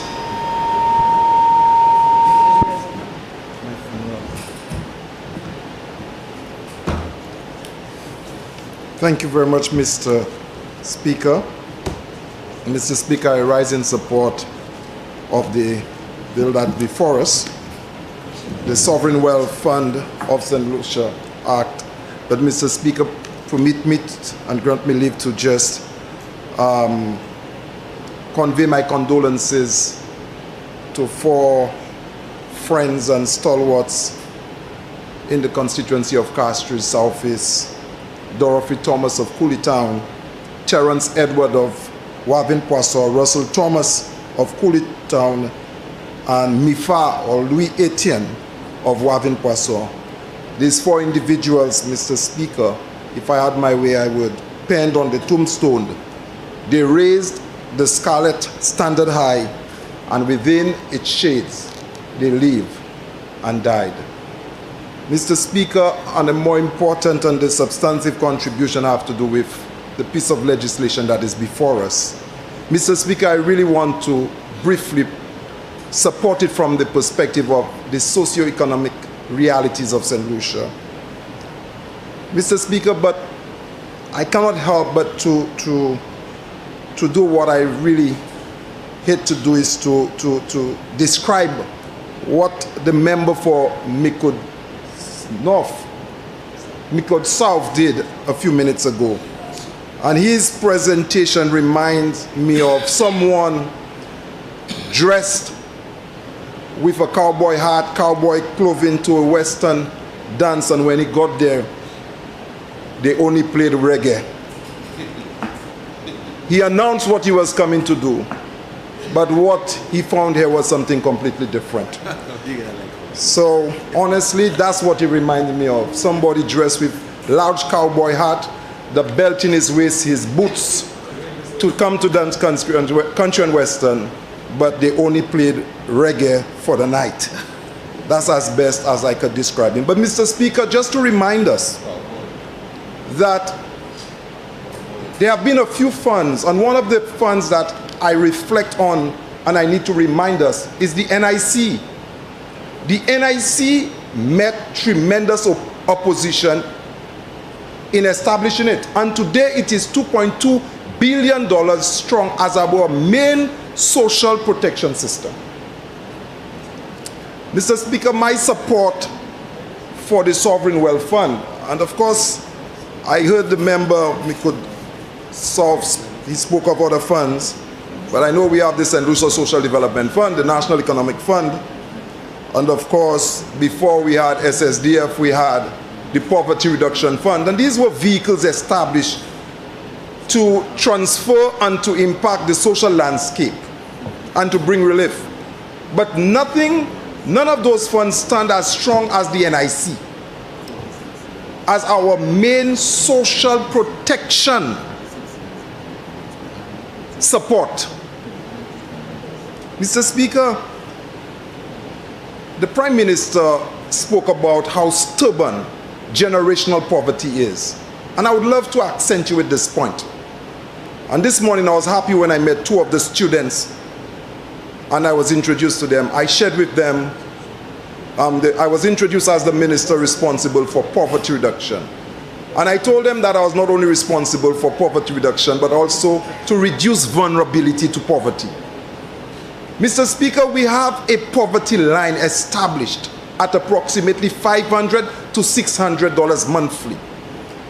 And since independence, we have approximately 25 to 28% of our population below the poverty line. They live in there. It reflects how stubborn getting out of poverty is. Mr. Speaker, not only that poverty is stubborn, but persons who are above the poverty line, the middle class, they are vulnerable, very vulnerable. But that's not only reflected in the lives of the population.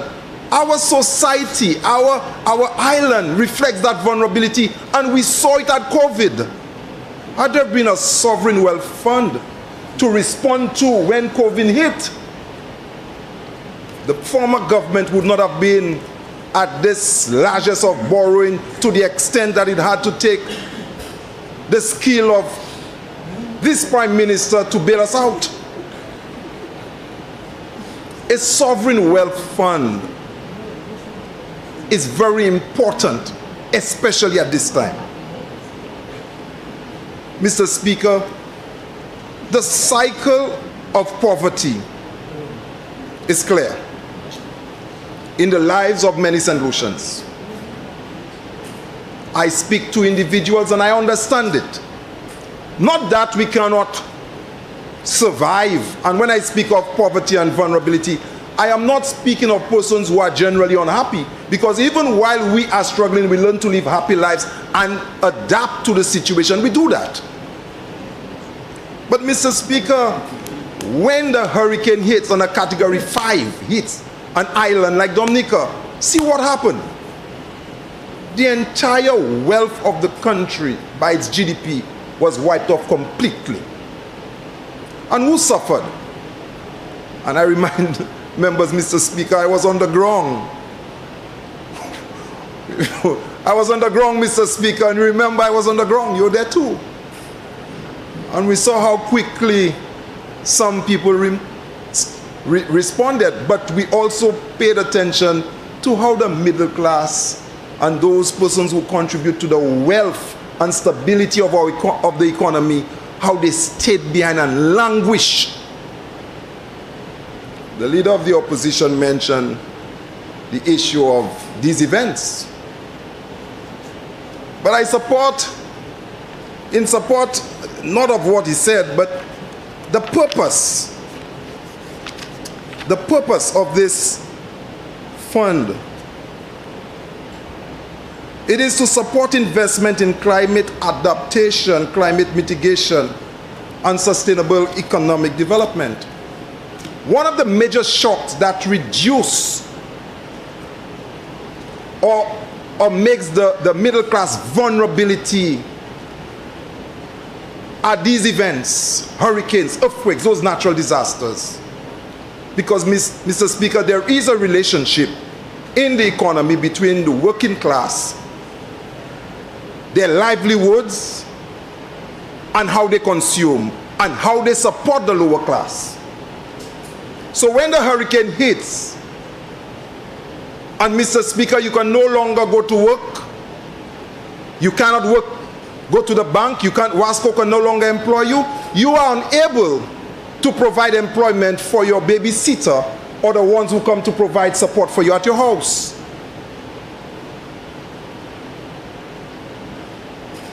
Mr. Speaker, when you take this significant population of your middle class being affected by these events, you could understand the pressure on your population.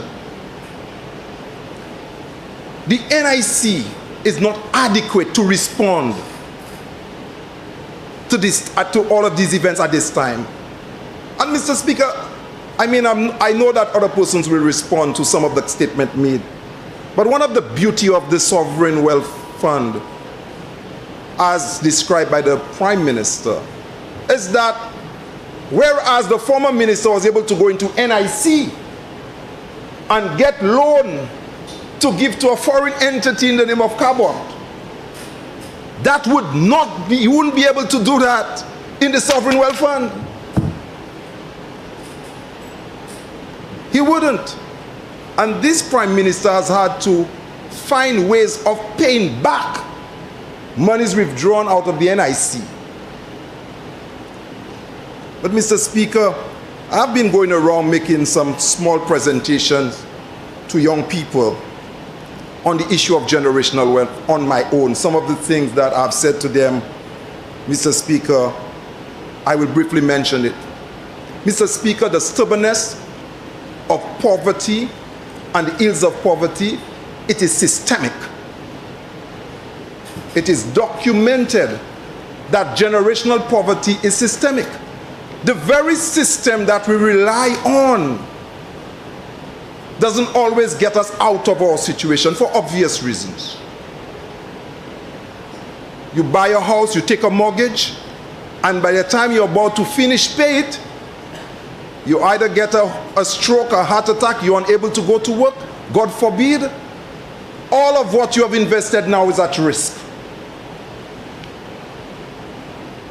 And then your children who have left your home to mortgage, they cannot come and help you. And therefore, the government is trying to provide support through all of our social protection means, having the elder care program, somebody's going to your home to support you. We have the public assistance program trying to respond to those at the bottom. This is the structure and the current arrangement of our economy. But this Prime Minister, the Minister of Finance, have recognized the importance of establishing another fund.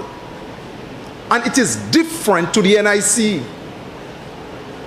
It is different to the St. Lucia Social Development Fund. It is different to the National Economic Fund, because its perspectives specifically mention climate adaptation and mitigation, and it is projecting wealth creation at its core, not just for us. I noticed the leader of the opposition was so preoccupied with the Prime Minister having powers. This, through its regulations, may very well, when the board meets, to establish that the fund will come into use maybe 20 years from now, if that goes into the regulations. Or they may say it could only be used only after it reaches 150 million. Who knows? The board may decide on how this thing should operate, but it projects into the future. It may be associated with hurricanes, it may be associated with a number of issues, and not what the leader of the opposition was trying to suggest. Mr. Speaker, if you just take the example, and this is what I was trying to tell the two young students before we debated this bill, and this is what I've been sharing with a lot of young people these days. How do you avoid this issue of generational poverty? And I think St. Lucians listening should pay attention to what the government is trying to do and relate their own life, their personal life in a similar way. How do you avoid generational poverty? It means that if there are 6 of you at home, for the better good of the future of your other children, your cousins, you can create a fund specifically for the future. And everybody contribute to it. It could be 10 cents, 5 cents. It can be $10. It can be $20. Families must build bridges for the next generation. Families must agree not to just consume everything for today, but we are responsible for those who come after us. This Prime Minister is saying that while we are growing the economy, while we are seeing some prospects of doing good, we must put money somewhere for the future generation. I mean, I hope that the former Prime Minister never returns as Prime Minister of this island. But the Prime Minister is not doing something for himself or for himself as Prime Minister to rule over. Whatever he's suggesting, it may very well be some other leader to rule over it. Today we have the pleasure of having the NIC, but we were not the ones who established it. But look at so many persons benefiting from the NICs. It provides pensions. For persons who, lactative mothers, they are getting support. For certain persons who have lost their family members, they get burial support. And people actually have some form of livelihood after they have retired, because somebody saw the need to establish the National Insurance Corporation. Mr. Speaker, there ought not to be any doubt that this is novel, it is timely, and it is important. At a time when you do not find many friendly governments, you do not find institutions who are willing to support. But if this fund, as it designed under appropriate regulations, I believe one of these days, maybe we may not be there, but future generation will stand and say, thank God that there was a set of people who saw the need to establish the Sovereign Wealth Fund.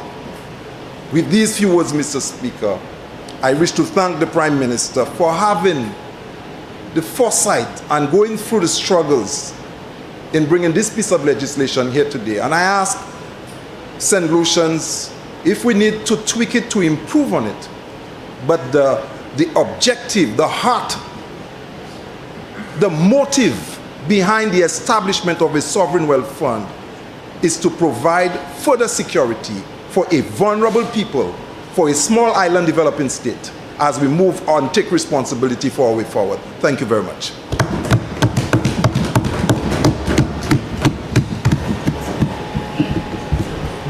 Member for Soufrière, François Jacques.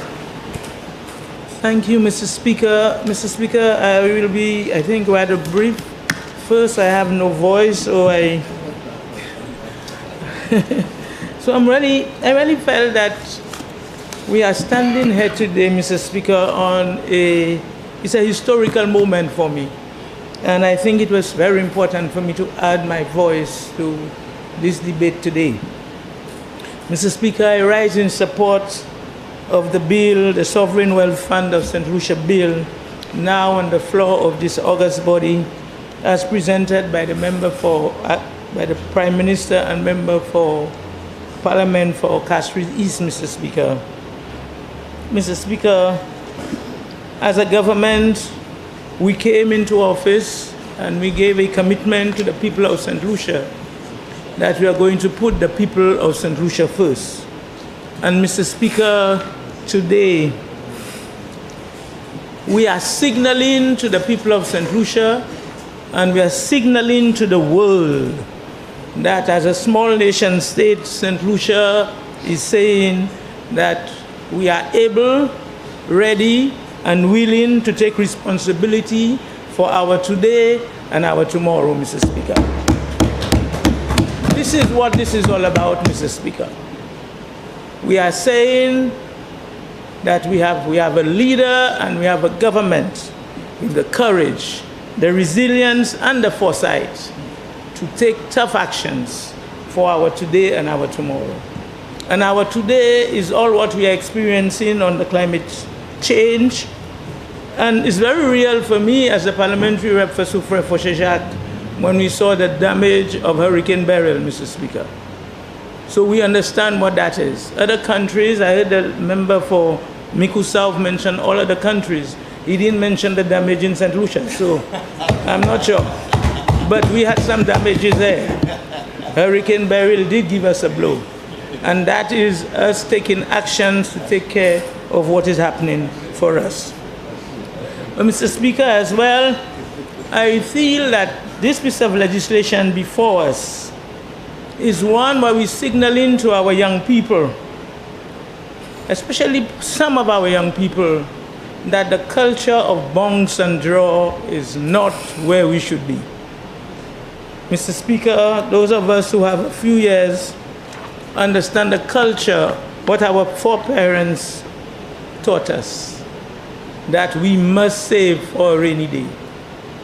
That is what we know. That is what our grandparents and our seniors in our community has done for ages. And this is what we as a government is doing today. Mr. Speaker, when we look around us and what is happening in the world around us, especially we realize that we cannot rely on external parties. The time for us to make the provision for a rainy day is now. The time to lay a foundation for our young people is now. And the Prime Minister in his presentation did remind us that the IMF a few years ago did make certain suggestions to us. And I listened intently to the Prime Minister in his presentation, and I really want to commend him in terms of taking time to present to us the principles, the Santiago principles as it relates to international standards governing sovereign wealth funds. And there are some 24 of them, Mr. Speaker. And the Prime Minister took time to articulate each one of them. But as the auditor, I attempted to go through each one of them and refer them to sections of the bill. And today I will not repeat it, but I want to just tell John Public and you, Mr. Speaker, through you, that every section, the 24 principles, are covered in this bill. I have sat there and looked at every one of them under the principles of accountability, independence, and transparency. All the sections are covered. Mr. Speaker, I want to comment on what is happening around the world. When we did a bit of research, and the Prime Minister did indicate some 176 sovereign welfare funds, Mr. Speaker, our research indicates that no less than $10 trillion is under management at the moment. $10 trillion, Mr. Speaker. And for us on this side of the world, we know a little about the Kuwaiti Fund, the Norwegian Fund, and closer to home, the Trinidad and Tobago Fund, Mr. Speaker. And just last month, on the 3rd of February, President Donald Trump signed an executive order directing the creation of the United States Sovereign Wealth Fund within the next year. So, Mr. Speaker, we are not doing anything that is strange here. We are doing what it is as a government to run our country. The member for Castries Southeast did mention the National Insurance Corporation and the fund, Mr. Speaker. But I want us to remember the National Provident Fund that was set up in 1970, some 55 years ago, Mr. Speaker. When it was presented, there was a lot of pushback. There was significant pushback. Today, 55 years later, with some amendments and adjustments, we have a fund that is over $2 billion, Mr. Speaker. And all that time, I'm raising that there has been the NIC reports to the Minister for Finance, Mr. Speaker. There's a structure, there is the board, there's an investment committee, and so on. But it reports to a minister. I am saying so based on the contribution of the leader of the opposition, who continually commented on the fact that it is a minister that is appointing the board, and it is a minister that's appointing the investment manager. Every piece of legislation that we've had in this august body, the institution or the piece of legislation reports to a minister. So why is it that the leader of the opposition is standing in this august body and attempting to mislead the general public? It is a minister. Today it is the Minister for Finance here. Tomorrow is another, but it is always to a government minister. And you are saying so when the house was full of young persons. You have a responsibility to the young people of this country. You have that. You have a responsibility to the young people of this country. Those that were here and those that are not here. And you need to, you will not derail me, I'm speaking now. They gave you an hour. They gave you an hour to do what you're doing. Stop misleading our young people. It is not good. I agree. It is not good. We need to tell our young people that they cannot consume everything that they get today. That's right. They must put something aside for a rainy day. The foundation that we have is a piece of legislation to ensure that this fund operates in compliance with international standards. And I stand here today as an auditor to tell John Public that this piece of legislation is in line with international standards. And I want to also tell John Public listening, as you, the member for Miku South and our leader of opposition, you raised that fact about the minister and the minister. What you are doing is trying to show that there is a lack, you have a lack of trust in the people of this country. And a lack of respect for the people of this country. And it is, no, it's true. It's a lack of trust and a lack of respect. Yes. And you need to move from that to understand that in St. Lucia, we have the ability, the people with the ability and the capability to drive our own destination.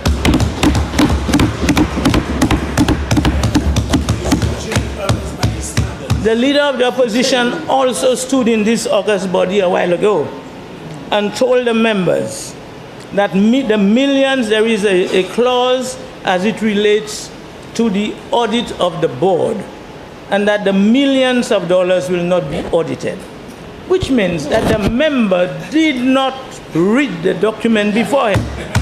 Section 48 of this document speaks clearly on the audit of the fund. So, Mr. Speaker, I want the member to stand corrected on that. Section 48 of that fund, of the bill, specifically make provision for the audit of the fund. That is very important to John Public.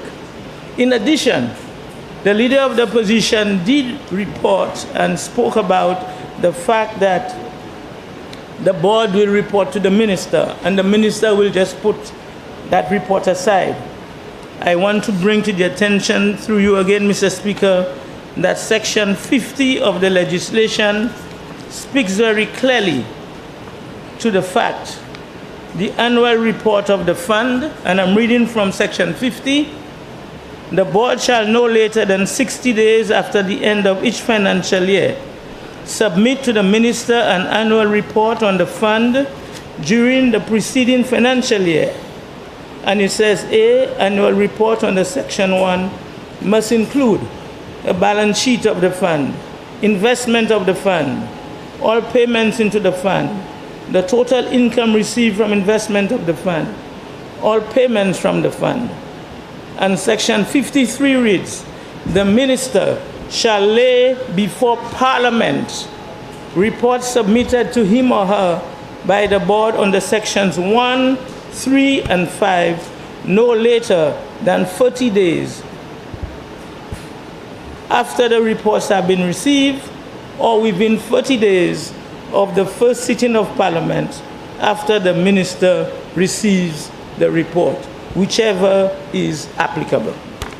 So, Mr. Speaker, with these few comments, I want to say that I wholeheartedly support the bill before us, and I am particularly pleased this afternoon that I was able to add my croaky voice to this important piece of legislation that is before us. I support this bill wholeheartedly, Mr. Speaker.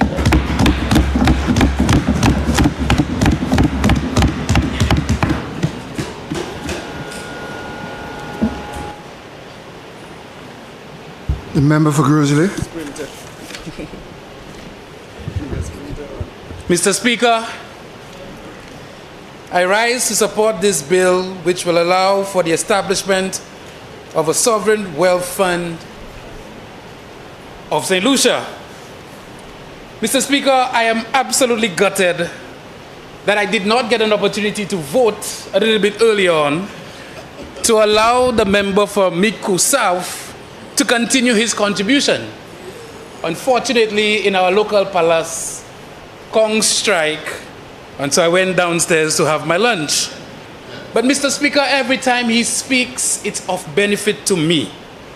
Mr. Speaker, the more he speaks, the more votes I get in the constituency of Grizzly, Mr. Speaker. It's simply because I represent an intelligent bunch of people that will read this legislation for themselves and understand that this is not a legislation just for this august chamber or for those before us or those who currently exist.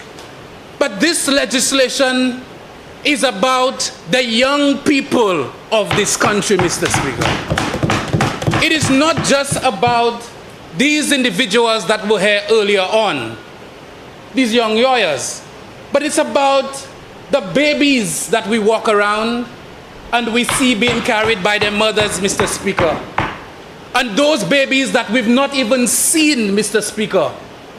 Because, Mr. Speaker, when you have a country like St. Lucia that is so vulnerable to global shocks, you show your mettle as a leader when you think about the generations to come, Mr. Speaker. You show your mettle when you think about what if something happens, Mr. Speaker. And we saw for almost 6 years a government being run with no evaluation of consequences for how monies were spent in this country. And so, Mr. Speaker, I am not surprised that the leader of the opposition would have a gripe with a minister making any decision for boards. And Mr. Speaker, what was this about all of a sudden, Mr. Speaker? We have ministers and cabinets making decisions on the composition of boards for years in this country, decades in this country. And at every juncture, he took the opportunity to say, appointed by the minister. But you know what this told me, Mr. Speaker? It told me that he knew what he would have done. It is a reflection of what they know they do, or they would have done given the opportunity. And so, when I listened to the member for Castries East make the presentation, and then I heard the contribution from the member from Miku South, it is chalk and cheese what we've had for leadership of this country over the last 7 years, Mr. Speaker. It is chalk and cheese. We have an honorable Prime Minister who has full confidence in the people of this country to make decisions in an ethical manner in the best interest of the development of this country. And then we have a pessimist. He will look at every single aspect of what's going on and see it through the light of what they did, Mr. Speaker, in their 6 years, Mr. Speaker. But the fact of the matter is, this St. Lucia Labour Party government is not like them, Mr. Speaker. And they, Mr. Speaker, are not like us, Mr. Speaker. And that is what the people of St. Lucia need to know. They are not like us. And they cannot be like us because we see the bigger picture. We see today, tomorrow, and in the future, Mr. Speaker. And so, Mr. Speaker, when we look at this bill, Mr. Speaker, we've had so many discussions, and I heard a definition for sovereign wealth fund. And the fact of the matter is, Mr. Speaker, if you go online, you would probably get about 40 different machinations and definitions for a sovereign wealth fund. But, Mr. Speaker, after doing some reading, from my vantage point, to put it simple, a sovereign wealth fund is a mechanism by which a government puts finances aside, Mr. Speaker, for rainy days. For rainy days. In the case of St. Lucia, we know we are extremely vulnerable to global phenomenon such as climate change. That's what it is, Mr. Speaker. Mr. Speaker, Reuters defined a sovereign wealth fund as an investment vehicle owned by countries, Mr. Speaker. Most act as an investment account or as a development tool or as a combination of the two. They are designed to be a nest egg, allowing current money to be deployed in a way that benefits future generations. Mr. Speaker, of the million of definitions I saw, when I saw this definition, there was an interest here for me, Mr. Speaker, because this money can be used 40 years from now, Mr. Speaker. Mr. Speaker, when we look at the consideration for the future, I always ask myself, sometimes you have to reflect, why am I a member of the St. Lucia Labour Party? Mr. Speaker, it is this St. Lucia Labour Party that has been the party of development of young people. And that is a fact. And in doing this right now, there is a huge consideration for the development of young people and the sustainability of their livelihoods, Mr. Speaker. Mr. Speaker, this is a crowning moment for me and for the St. Lucia Labour Party when it comes to youth development. This is the government of the youth economy, Mr. Speaker, and they cannot take that away from us. When the member for Castries East mentioned the youth economy, I remember they chuckled. They laughed, Mr. Speaker. This is a government, Mr. Speaker, of the MSME loan grant, Mr. Speaker, that our young people are benefiting from. This is the government of a semi-professional football league, Mr. Speaker, of an alternative sport, Mr. Speaker. This is the government that removed VAT on sports equipment for young people. And now, Mr. Speaker, we are seeing, Mr. Speaker, that this is a government that is ensuring that something is put aside for the young people of this country, Mr. Speaker. This is the government putting something aside for the next generation. And so, Mr. Speaker, I'm buoyed by these developments, Mr. Speaker. Mr. Speaker, as the MP for Grosley, I look forward to what happens in the future, Mr. Speaker.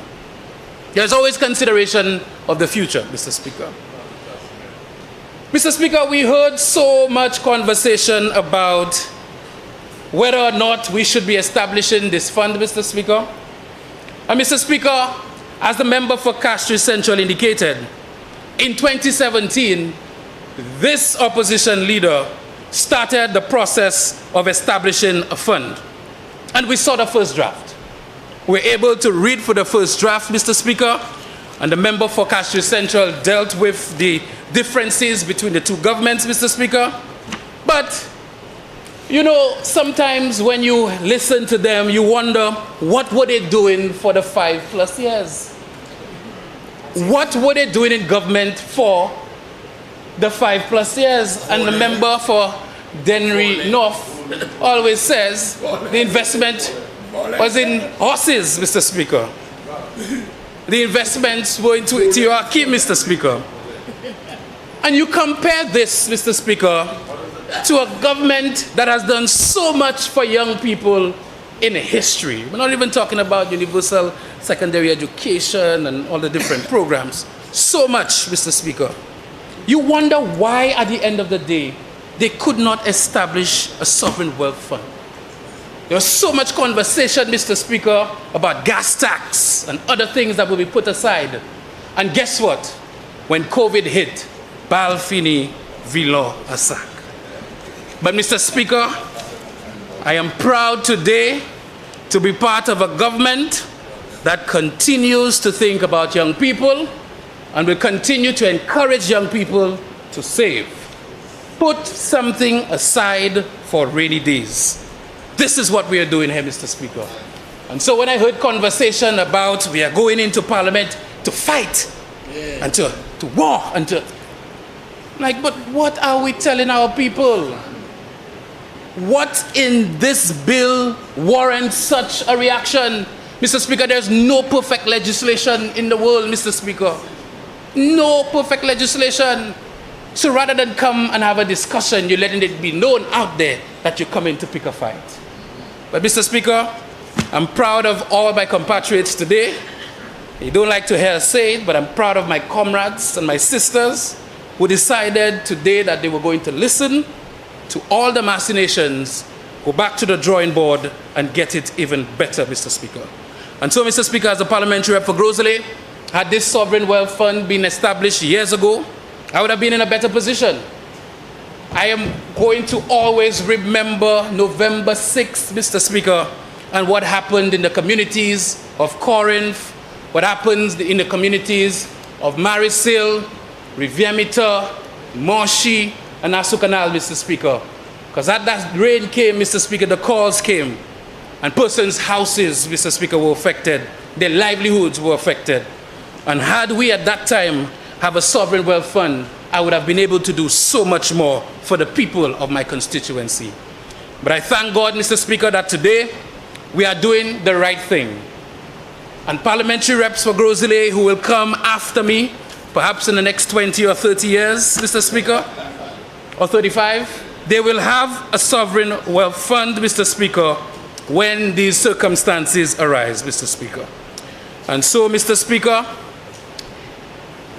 as the MP for Grosley and the Minister for Youth Development and Sports, I unwaveringly endorse and support this bill to establish a sovereign wealth fund for St. Lucia, Mr. Speaker.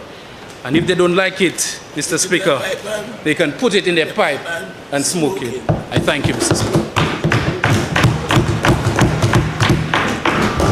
The member for Castries South.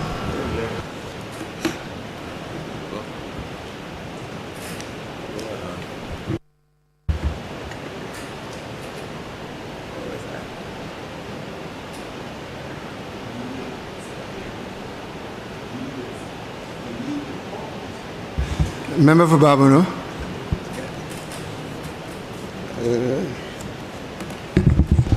Mr. Speaker, I rise to lend my support to this bill where the member for Castries East presented this piece of legislation that speaks to the Sovereign Wealth Fund. Mr. Speaker, it would be remiss of me if I did not lend my voice to this debate. And having listened to the leader of the opposition, I felt compelled to add my voice to this discussion. And as was articulated earlier by the member for Soufrière, where the leader of the opposition went to town, you say, all over, north, south, east, and west, on the powers vested in the minister with responsibility for managing and ensuring that this fund is established. But Mr. Speaker, what is of greatest surprise to me is that the leader of the opposition is questioning the power of the Minister of Finance, who will be responsible for this fund. And interestingly, Mr. Speaker, if you follow what's going on out there in the media, I thought that was the very position that the leader of the opposition is seeking to have. So he's sending a message to us, telling us that we need to ensure that he does not occupy that position at all, because he will not be able to manage that fund. And he felt that the Minister of Finance should not have that power to work with his cabinet to ensure that we have a sovereign wealth fund.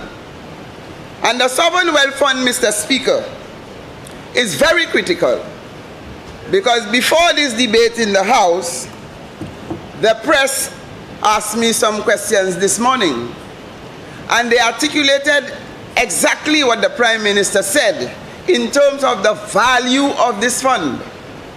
And that is, we are exposed to climate change, and we are in the disaster-prone zone. Every year we keep our fingers crossed, hoping that the hurricane does not hit us. We are in a region where we are prone to flooding, earthquake, droughts, even volcanic eruption. And with global warming, the possibility of any of these things taking a toll on our environment is likely. And therefore, we are actually preparing ourselves in the event that we have to face these challenges. Mr. Speaker, we are also sending a message to our young people, the adults, the men and women in our society, that we must always prepare ourselves for what we call the wet days. It will not always be sunny and bright, but when things come rough, we are prepared. And therefore, with a sovereign wealth fund, we are actually preparing ourselves for when conditions are likely to get worse. Mr. Speaker, we may have experience of what some of the natural disasters have caused to our country. But Mr. Speaker, I have been privileged in witnessing what has happened in other Caribbean islands. And Mr. Speaker, I can recall when I went to Grenada after Hurricane Ivan, 10 days after that hurricane, and it was a shock. And recently we saw what happened in the Grenadines. Mr. Speaker, I saw what happened in Guyana when they had flooding in Georgetown, Guyana. I saw what volcanic eruption has done to a country when I visited Montserrat after the volcanic eruption, and the whole of Plymouth was wiped out. And Mr. Speaker, the worst nightmare was when I visited Haiti after the major earthquake, where 300,000 people were killed in Haiti. And I walked into that place and I saw the mass graves where over 300,000 people were buried. After these incidents, Mr. Speaker, you wonder, where do you turn to? We always depend on external agencies and other countries to come to our rescue. But do we prepare ourselves for when things get rough? And I see the sovereign wealth fund as playing a critical role in any recovery process to build back. Even the issue of drought, Mr. Speaker, we are approaching the dry season now, and our people are already complaining about water. Mr. Speaker, the leader of the opposition may be in a better position to explain to us, because we had the project for desilting of the John Compton Dam, so that we would have a lot more water during the dry season, so that we can supply the residents of St. Lucia with water.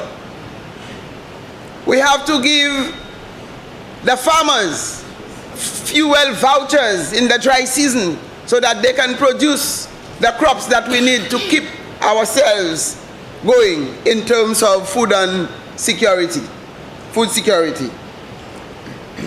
So when you look at the issue of the sovereign wealth fund, it's not just about infrastructure, but it is about social programs to maintain livelihood, Mr. Speaker.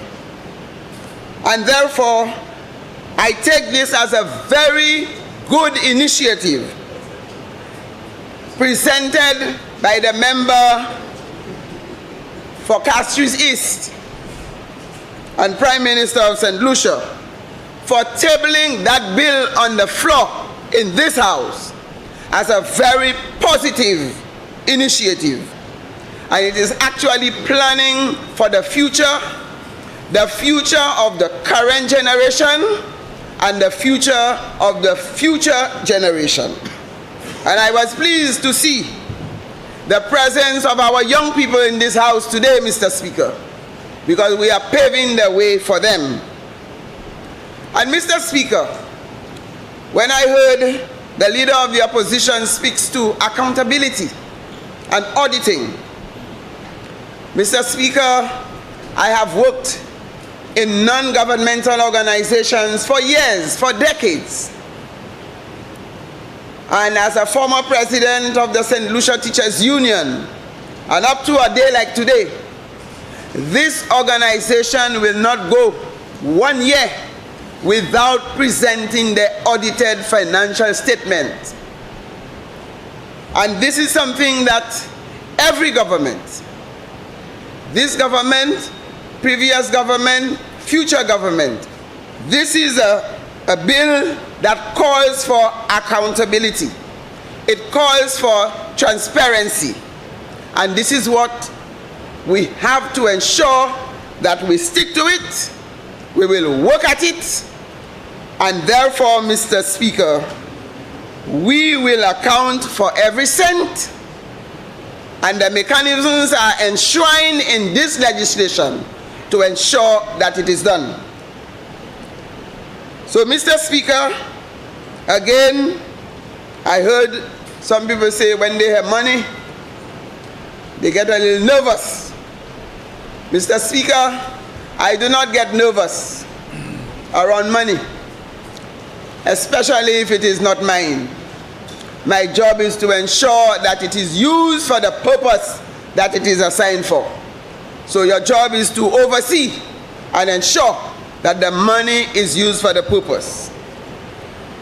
And with this, Mr. Speaker, I give my full support to this bill so that we put St. Lucia, continue to put St. Lucia on the right path.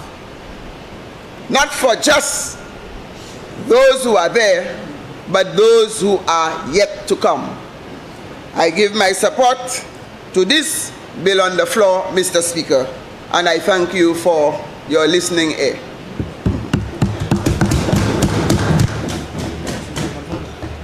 The member of Castries South.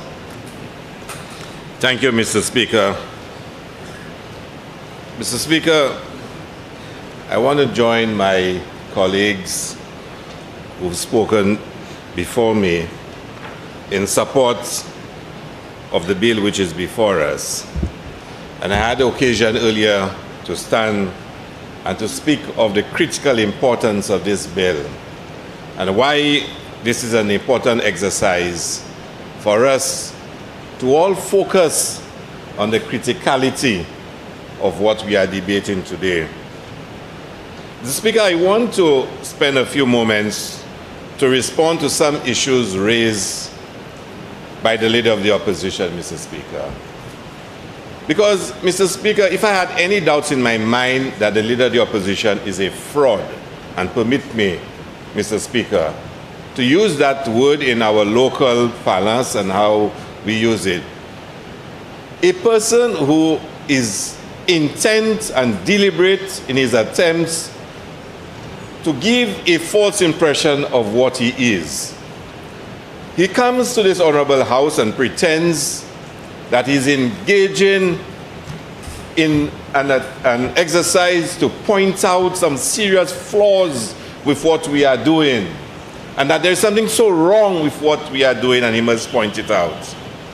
And on many occasions, Mr. Speaker, I've had to say that some of the initiatives before us that he has criticized were actually started by him, advocated by him, pursued by him, and he could not have completed it. His government was a government of coulda, shoulda, woulda. They always coulda do something, they always shoulda do something, but they've not been able to get it done. And Mr. Speaker, I can point out the GPH agreement. This was a gentleman, the honorable member from Miku South, who signed agreement with Royal Caribbean for the redevelopment of Port Castries. I'm sure the member from Castries East can remember that. Not on one occasion, but on two occasions, and still could not have gotten it done. When we came into office, there was a draft GPH agreement on the table. And I can show you a posting he made where he visited certain cruise ship interests, boasting about the redevelopment that will take place. The senior minister, I think, went with him, and the senior minister, the member for Castries North, can verify whether what I'm saying is true or not. They left him in his hotel room, and he went by himself to the meeting. I wasn't there, I cannot verify that, Mr. Speaker. But what we did on every occasion was to make it better than what it was before. On every occasion, to make it better. So in 2017, he prepared a draft sovereign wealth fund bill. But as usual, coulda, shoulda, woulda, it never happened. In 4 years, he could not have gotten it going, Mr. Speaker. And today, we put forward a bill that is more progressive, that is more focused, and is more relevant to our needs, Mr. Speaker. He will start and give the impression that something is wrong with it. So, Mr. Speaker, let me pick out a few points. He speaks about the custodian, and he says that we are picking a custodian and we didn't even go out to tender. If you look in his draft, Mr. Speaker, the custodian, section 28(1), the Bank of St. Lucia is, subject to subsection 2, appointed as the primary custodian of the bank. He didn't tender for it. He did not tender. He actually put it in the legislation, determined by himself. But he wants in ours that it should, and we've not started yet, sir. We've not started yet. We're just discussing the bill, but he's already accusing us of not having gone to tender. But in his draft, he was already announcing who the custodian is. Now, do you think the member from Miku South is in any place to tell anybody about tendering? Seriously? Do you recall the Uranora International Airport Redevelopment Project? Was there any tendering? St. Jude's, was there any tendering? Member for Mr. Miku Speaker. South. Member for Miku South.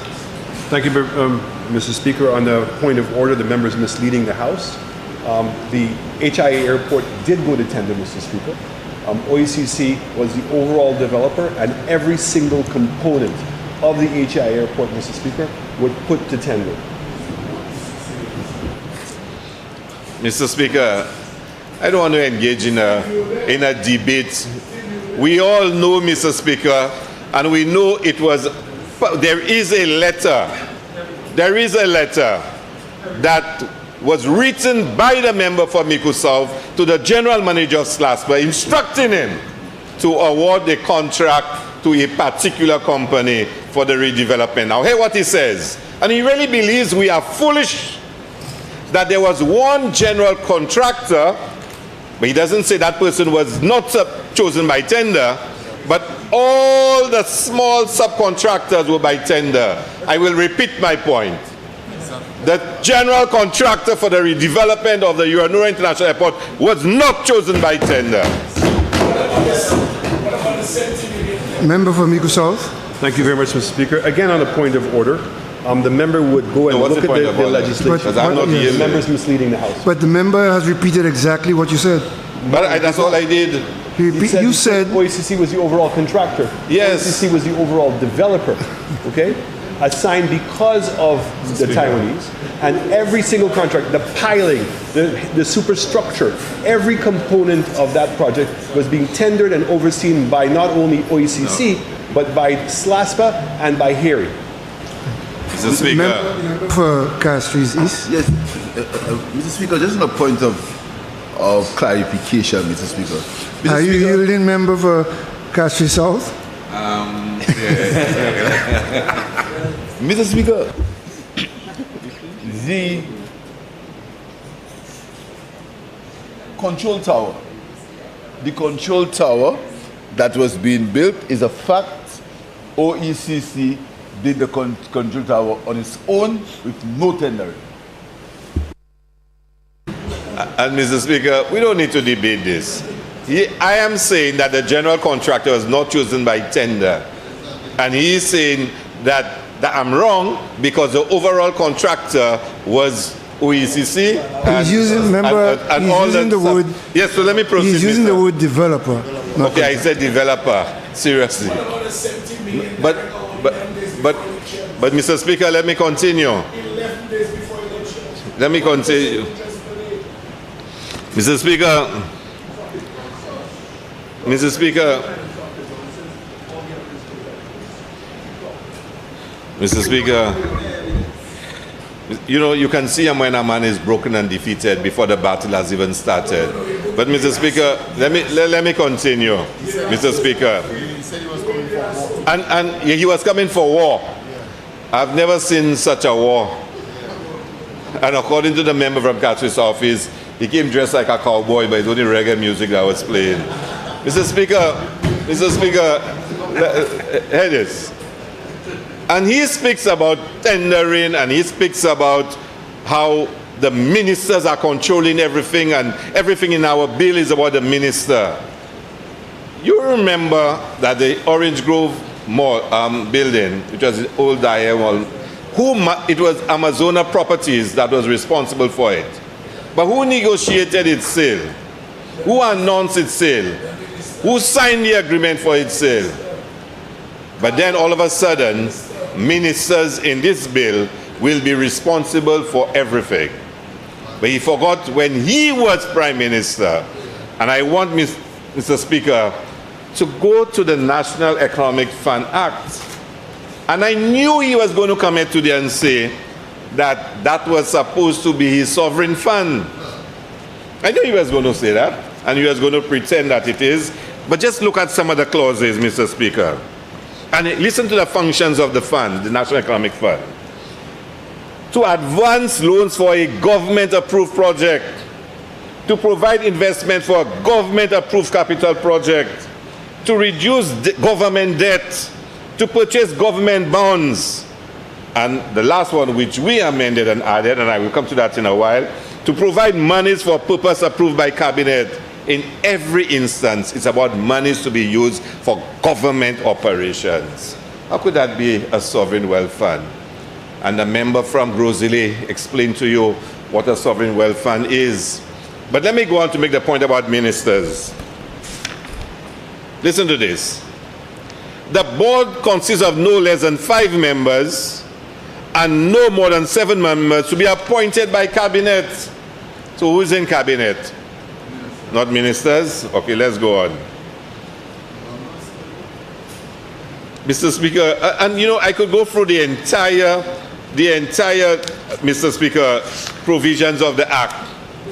The entire provisions of the Act and show you, and you will notice for many other statutory corporations in St. Lucia, that ministers appoint sometimes through Cabinet or with the approval of Cabinet. That is how it is done. Because at the end of the day, the executive is held responsible for the assets of the country. That's how it is done, Mr. Speaker. But, Mr. Speaker, I want to make another point about the National Economic Fund, Mr. Speaker. Because the honorable member, Mr. Speaker, comes to this house, and I really find what he does, Mr. Speaker, to be really disgusting, Mr. Speaker, I'll tell you so, and deceitful. Deceitful. He comes to this house and he says to this honorable house, Mr. Speaker, that this government amended the legislation, and where it said a capital project, to provide funding for a capital project, we removed the word capital, so it means any project, the monies can be paid out of the National Economic Fund. And Mr. Speaker, that's not true. All we did was to amend the legislation to add, Mr. Speaker, a provision that says to provide monies for a purpose approved by Cabinet. But he stands in this honorable house, says we amended the legislation, deliberately misleads the house, Mr. Speaker. But that's not what we did. We did not amend it in the way in which he said, but it suits his purpose, and he says it in this honorable house, Mr. Speaker. And Mr. Speaker, there must be a sanction for persons who do this, because you are distorting the truth, Mr. Speaker, to make a point. You're an honorable member in this house, Mr. Speaker. And I had to stand and correct him when he was speaking, because this is blatant dishonesty in the house, Mr. Speaker. Mr. Speaker, I know I have some other colleagues who want to speak, and I want to be short this afternoon. But let me say something specifically about the Sovereign Wealth Fund. Mr. Speaker, I have heard about sovereign wealth funds for many years. I've read about them, Mr. Speaker. And there are some famous sovereign wealth funds. You would hear, Mr. Speaker, of the Sovereign Wealth Fund from Norway, which is the #1 fund in the world, Mr. Speaker, with substantial investments in Apple and Microsoft. You would hear, Mr. Speaker, of the Saudi Arabia, the PIF, Mr. Speaker. I think they even own the Newcastle United Football Club, Mr. Speaker. So there are many in China, Mr. Speaker. China alone has 7 sovereign funds, 7 sovereign funds. The United Arab Emirates has 3 or 4 sovereign funds, Mr. Speaker. So these are institutional investment mechanisms, set up in countries for varied purposes, Mr. Speaker. And they're well known, they're well established, and the member from Soufrière, Saltibus, pointed out, Mr. Speaker, the principles, the honorable member from Castries East, the Prime Minister, read out all of the 20-plus principles that guide the functioning of sovereign funds. And the honorable member from Soufrière actually showed you how that every single principle is reflected in this legislation, which means that what we have created and established adheres to all the guiding principles, Mr. Speaker. The member from Castries East went through every section of the bill, Mr. Speaker, to explain how the sovereign fund will function. But the member from Miku South, Mr. Speaker, is an enemy of progress, Mr. Speaker. An enemy of progress. He's an enemy of the state of St. Lucia, Mr. Speaker. And I have no hesitation in saying so. I'm not going to respond to all that he said about the CIP, whatnot. I will not be drawn into this. We will go into the courts, Mr. Speaker, and we'll settle this matter appropriately, Mr. Speaker. But he wants to give the impression that there is no need for a sovereign wealth fund in St. Lucia because we have the National Economic Fund. We already have the National Economic Fund. Mr. Speaker, the National Economic Fund is not a sovereign wealth fund, cannot function like a sovereign wealth fund. It does not adhere to the principles. The National Economic Fund is a funding source for the government of St. Lucia, for its debts, for its functioning and its operations. That is totally contrary to what a sovereign wealth fund is. And if you look at section 52 of our proposed legislation, it is very clear, Mr. Speaker, very clear. The assets of the fund shall not be used to provide credit to the government, public enterprises, private sector entities, or any person or entity, and B, as collateral for debts, guarantees, commitments, or other liabilities of other persons or entity, whether public or private. So you could see there's a vast difference between the National Economic Fund and the Sovereign Wealth Fund that we seek to establish. The National Economic Fund cannot be, Mr. Speaker. Now you'd recall, Mr. Speaker, that a member from Miku South came into government. There was legislation that spoke of the establishment of the National Economic Fund. All he had to do was to set up the regulations. But he didn't. He went, he passed an entire act, Mr. Speaker, and I won't tell you the consequences of what he did. That, like I said, will be dealt with in another space, Mr. Speaker. But I want all Senators to understand that a sovereign wealth fund is distinctly different to a hedge fund. A private equity fund is different to the National Economic Fund because of the mandate and the way in which they function.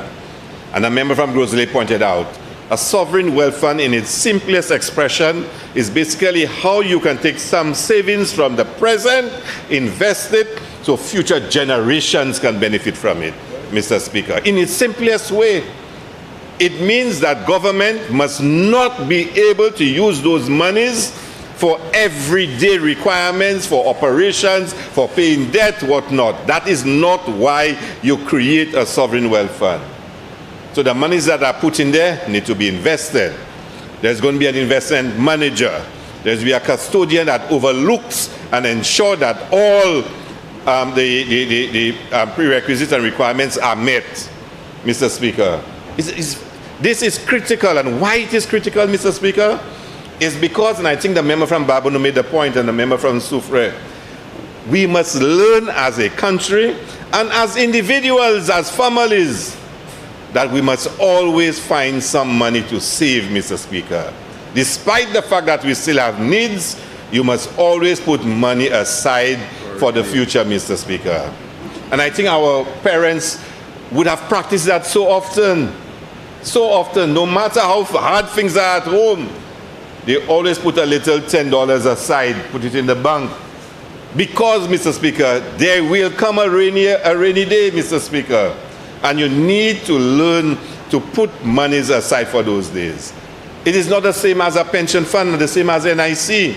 NIC has liabilities on it because NIC has an obligation to pay people their pension when the time arises. That is not a sovereign wealth fund.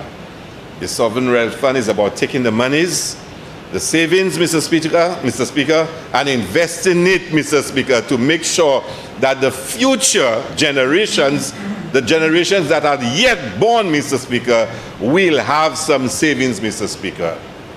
And what I am excited about the sovereign wealth fund, Mr. Speaker, is the ingenuity, the creativity, the deep thinking, Mr. Speaker, that goes behind how it functions and what it will do, Mr. Speaker. The link with the climate adaptation policy, Mr. Speaker. That there is a lot of thinking, creative thinking, Mr. Speaker, that goes behind this, Mr. Speaker. And in speaking with the members, Mr. Speaker, around this table, Mr. Speaker, we have, Mr. Speaker, we have identified ways and means in which the fund can be capitalized. In this legislation, we speak of monies, Mr. Speaker. We speak of monies, Mr. Speaker, of some of the CIP. And I really like it, Mr. Speaker, because if we can take some of the money, the donations, Mr. Speaker, from the CIP, and to put it into the fund and make sure that future generations can benefit from it, that's a positive sign, Mr. Speaker. That's a positive sign, Mr. Speaker, that we are taking some of those monies now, Mr. Speaker, and putting it aside for the future, Mr. Speaker. There also speaks of, Mr. Speaker, proceeds from sale of assets, Mr. Speaker, that we can get some monies from the sale of assets and put it, Mr. Speaker, in the Sovereign Wealth Fund. And the other point, contributions, Mr. Speaker. The member from Ancillary Canneries, the member from Castries East will tell you that we can leverage, Mr. Speaker, in this present historical period, we can leverage, the desire for us to ensure that we have climate adaptation and mitigation measures in place, Mr. Speaker, to get support that we can put into that fund, Mr. Speaker, for the future generations, Mr. Speaker. Because if climate change, Mr. Speaker, undermines our survival possibilities, Mr. Speaker, we have to be able, in a very engaging way, say to the international community, the international interest, that yes, we are prepared to do X, Y, and Z to save this earth, Mr. Speaker, in exchange for support from them, Mr. Speaker. And those monies go into the Sovereign Wealth Fund. Again, there is an overriding understanding. How can we accumulate savings in a fund guided by some very strict principles as to what we can do with the money to make sure that 30, 40, 50 years down the road, that there is money available for that generation, Mr. Speaker. Ching, ching. And that is different to what you will use the National Economic Fund for. So that's real ching-ching in the box. That is ching-ching. And Mr. Speaker, when the ching-ching did not come, you know what he said? We didn't mean ching-ching, we meant your credit card. I never had two credit cards each other and make them the song ching-ching, Mr. Speaker. But we're going to wait to hear what next. Because be ready, Mr. Speaker, we enter in the silly season. And a lot of silly things will be said. They start already. So be ready to hear. They will remove VAT again. They will remove health and security levy. They will increase everybody's salary by, how much was the bonus in December? $500? They will give $1,000 in December. Would have. We bonds. Mr. Speaker, let me tell you, they have so many promises to come. Because let me tell you, when you have no shame, you believe you can say anything, anytime, and just move on, Mr. Speaker. But I'm really proud, Mr. Speaker, of the member from Castries East, the member from Ancillary Canneries that has worked hard on this, Mr. Speaker, to bring this to where it is. The last government, and I will give them some credit, took the step of coming up with a draft piece of legislation to advance this very noble idea, Mr. Speaker. But of course, it had its flaws, Mr. Speaker, but they could not get the job done. Like many things, they could not get the job done. Because somebody, they're better suited for just saying things, Mr. Speaker. They shoulda, they coulda, they woulda, Mr. Speaker. We are the government that's delivering. We are the government putting people first, Mr. Speaker. And I'm looking forward to the implementation of the Sovereign Wealth Fund, and I'm looking forward to telling the future generations to continue the good work, to build the fund, to build the resources of the fund, and to be able to make a meaningful contribution to our national development. Thank you very much.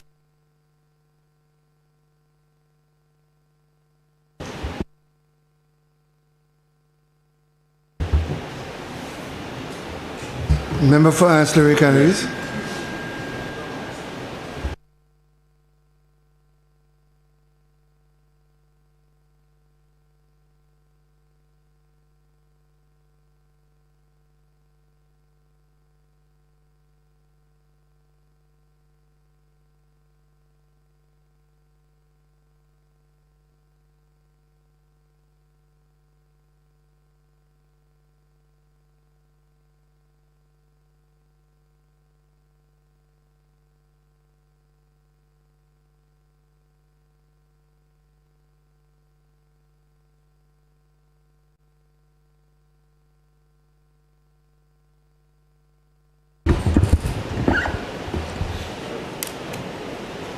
Mr. Speaker, I rise and I say goodbye to the Member of Parliament for Mico South. Mr. Speaker, I wonder what is the fascination of the Member of Parliament for Mico South, Mr. Speaker.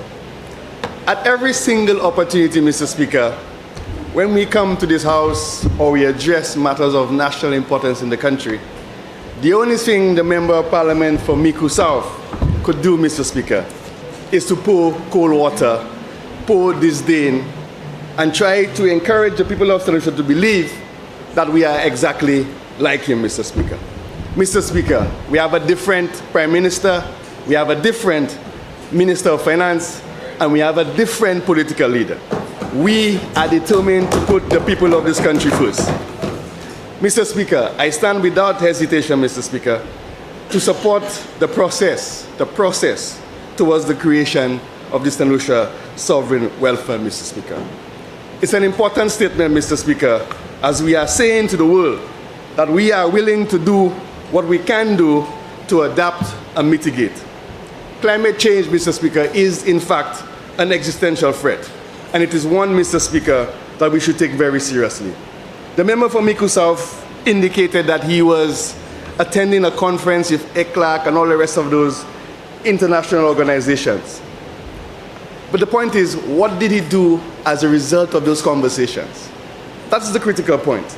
And at every single time, Mr. Speaker, since we've been in government, every single report, every single document we receive, Mr. Speaker, makes specific mention that we need to do what we can as a country to do what we can. We can't always rely entirely on the international community.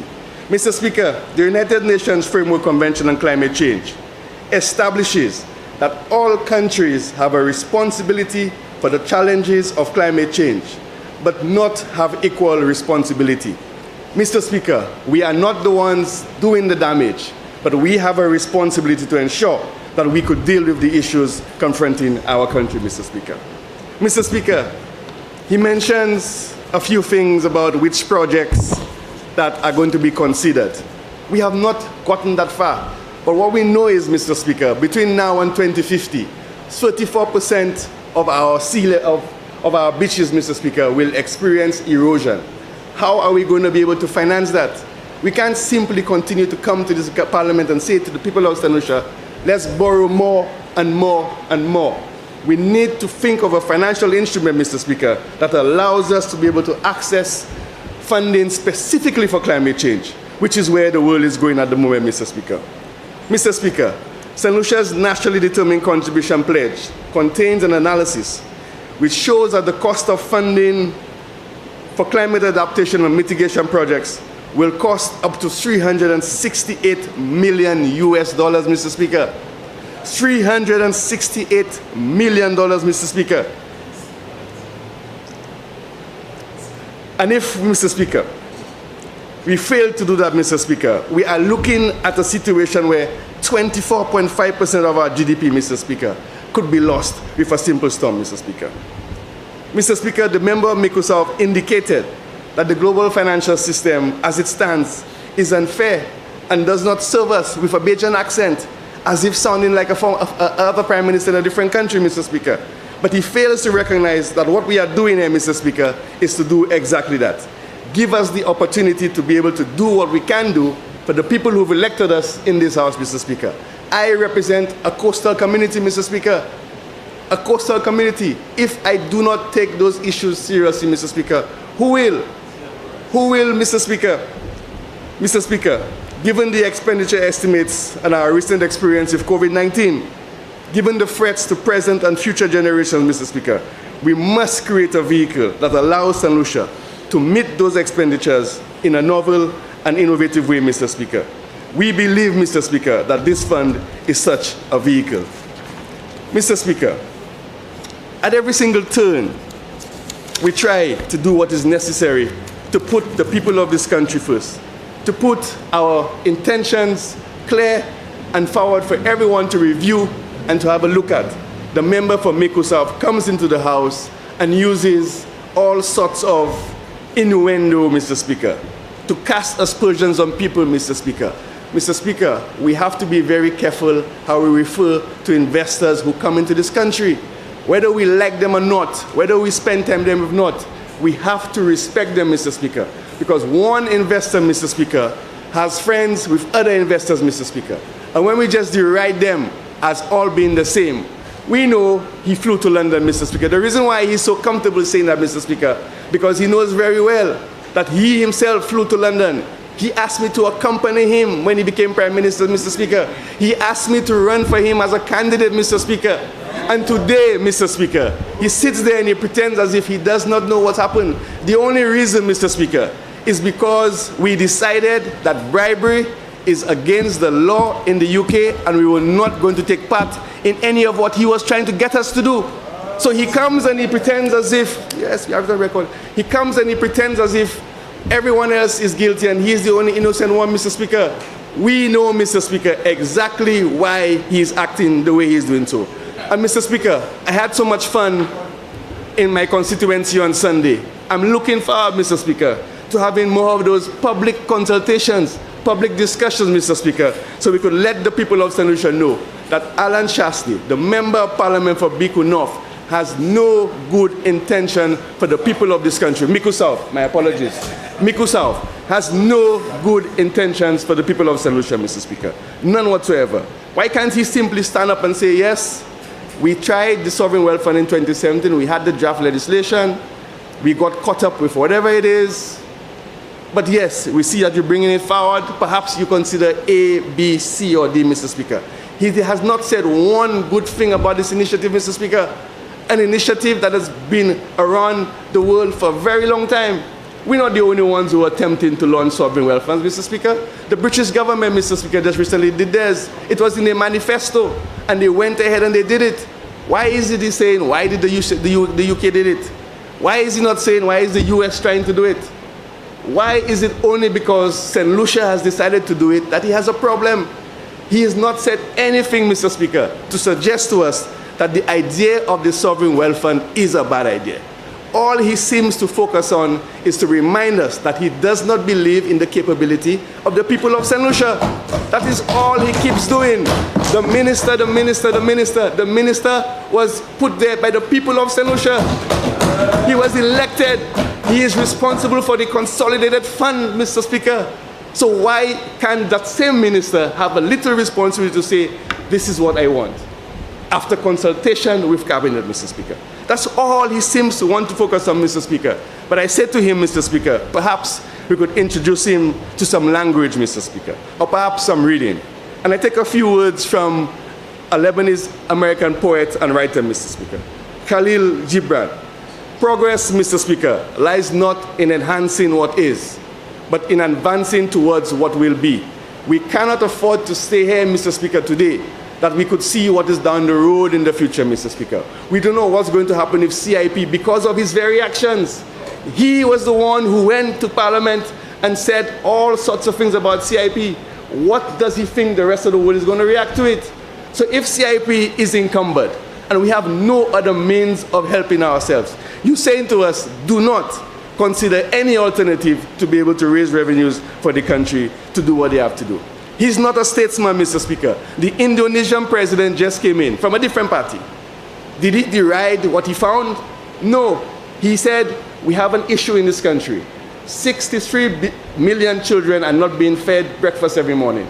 He has created a sovereign wealth fund to deal specifically with feeding children every day in school. Specifically for that, we saying climate change is an adaptation issue for us. $368 million US. What mechanism can we put in place to be able to address that? That's all it is. We've not gone on and looked at who is going to be directors, who's going to be investment managers, who's going to be custodian.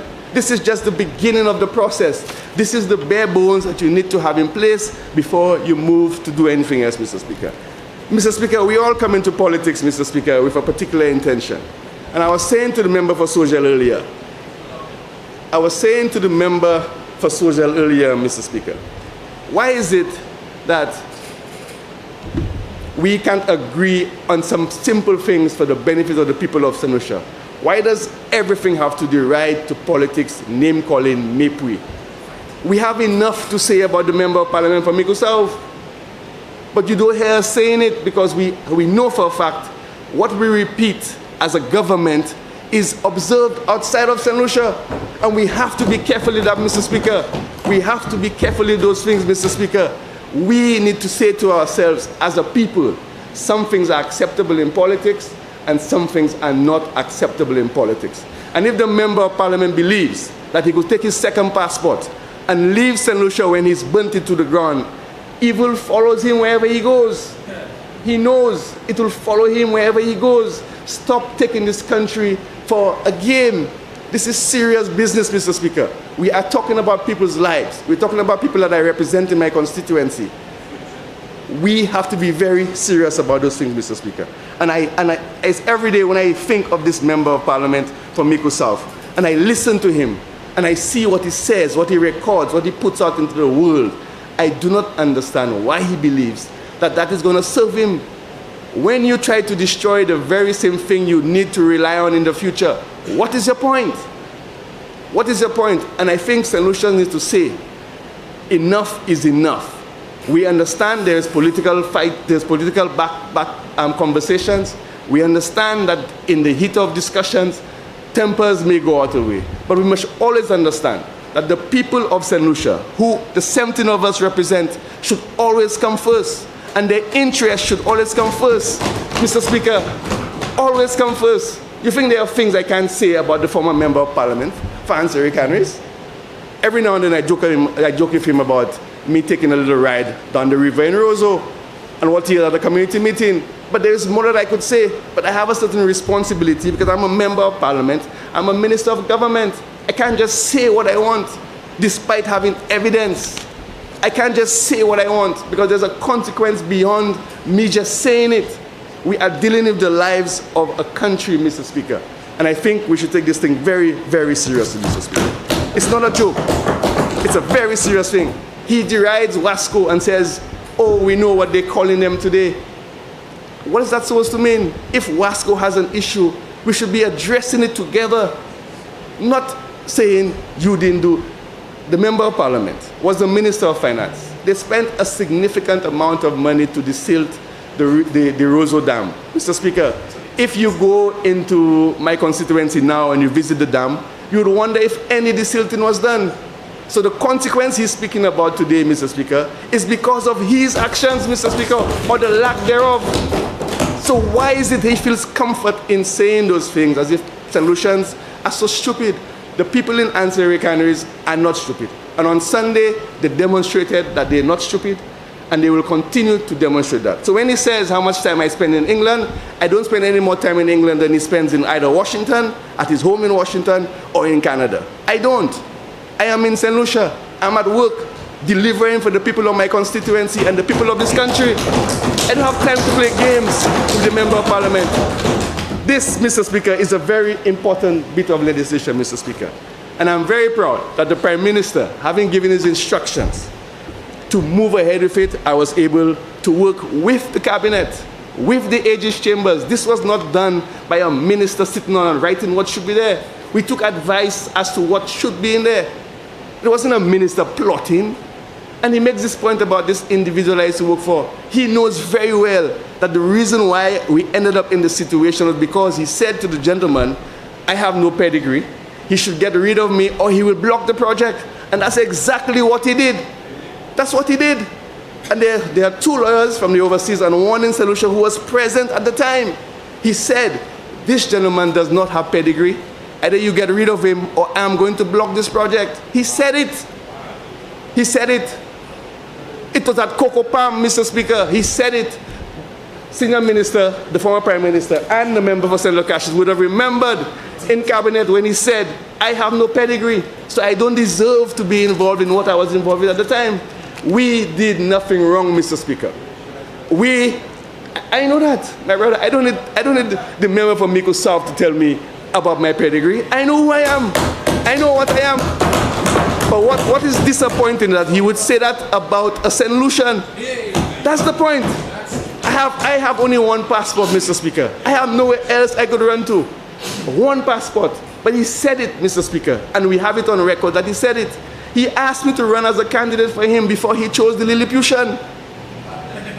He asked me to run for him as Lilliputian. Kokoloram. He asked me to run as a candidate. And I said to him, I cannot do that because I'm a member of the St. Lucia Labour Party.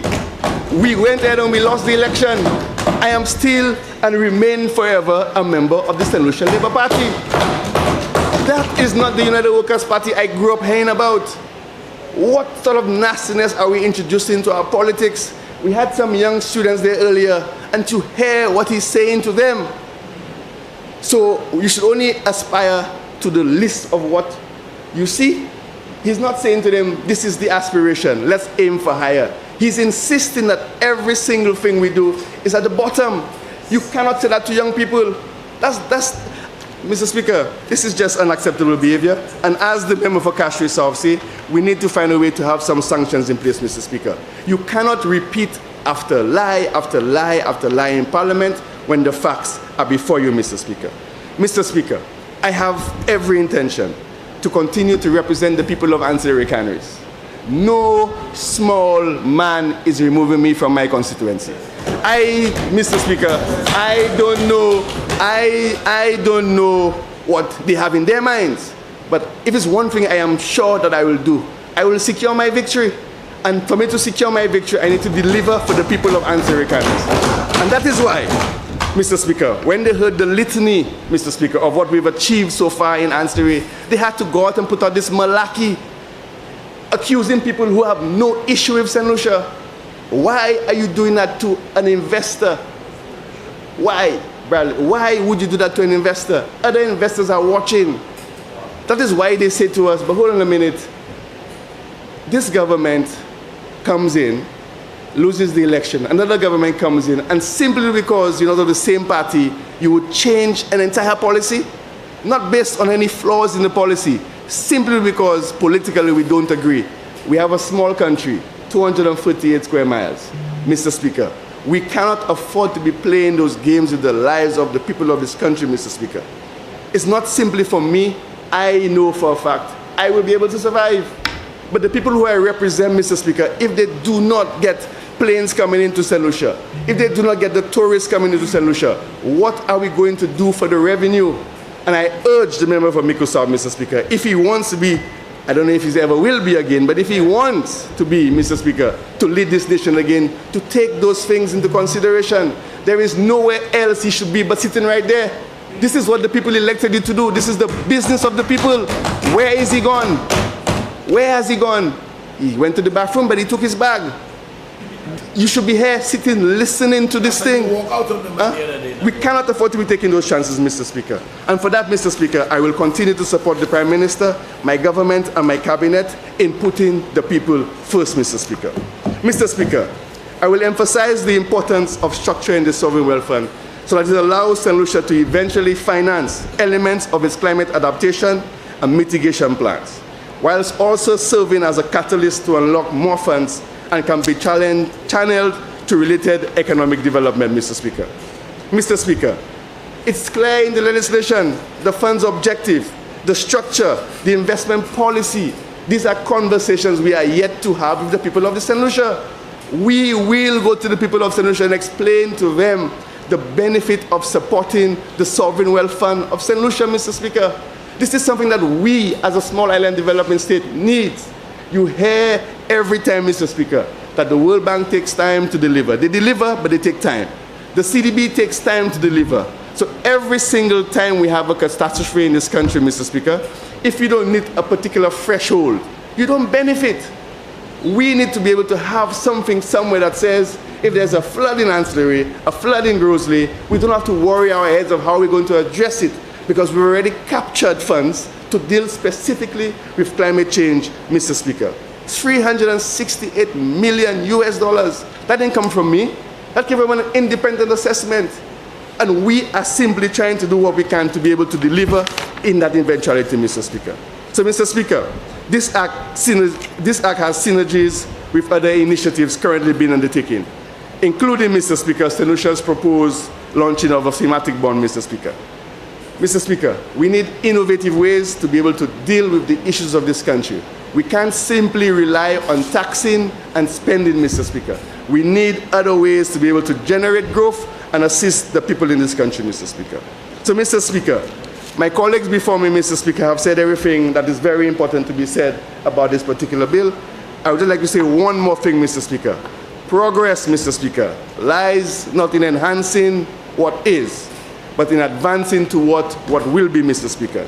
And with those few words, Mr. Speaker, I give my 100%, Mr. Speaker, to the creation of the Sovereign Wealth Fund. I thank you, Mr. Speaker.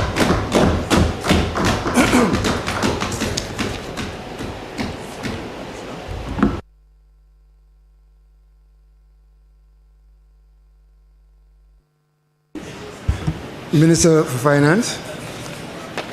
Thank you, Mr. Speaker. Mr. Speaker, I just want, before I say some short words on this Sovereign Wealth Fund, Mr. Speaker, I just want to read into the record something about the Hiwanora International Airport, Mr. Speaker. Mr. Speaker, it's very, very important that when we come to this honorable house, and the member for Castries South said it, and the member for Ancillary Canneries reiterated, Mr. Speaker, that we do not deliberately lie, Mr. Speaker, or say what is not true. And the surrogates out there who repeat it, Mr. Speaker, and who attack people when they know that it's a lie, Mr. Speaker. I want to read to you the loan agreement between the St. Lucia Air and Seaports Authority, SLASPA. The loan agreement number is 60222-46001 with the Export-Import Bank of the Republic of China, Taiwan, hereafter the lender, in the maximum aggregate principal amount of 100 million United States dollars for the exclusive purpose of constructing the Hiwanora International Reconstruction Project, hereafter the project, and guaranteed by the government of St. Lucia, hereafter the government, by virtue of a resolution of St. Lucia's Parliament passed as statutory instrument number 129 of 2018, dated 31st December 2018. For the purposes of the loan agreement, the contractor is defined under Article 1016 of the loan agreement as the Overseas Engineering Construction Company Ltda SA, hereafter OECC, which is an incorporated body under the laws of Taiwan, selected by SLASPA to undertake the construction and completion of the project. Selected by SLASPA to undertake the construction and completion of the project. This corresponds with C of the loan agreement entitled Initial Certificate on Construction Contract, West Lasper is expected to assert that it has selected and appointed OECC as contractor and is satisfied through its own independent investigation that the contractor is capable financially and technically to carry out and complete the works in accordance with time schedule, workmanship, and other material terms and conditions of the construction contract. Mr. Speaker, you see any word of developer in that? Mr. Speaker, Mr. Speaker, there should be some sanctions for someone to come to this honorable house and deliberately distort the truth, like Mr. Speaker. And Mr. Speaker, and even though it is raised, he gets up and he says, on a point of order. Mr. Speaker, there ought to be some sanctions. That can't be correct. You cannot allow the people of this country to look at a former prime minister and for him to get up on his feet several times on the record and just distort the facts.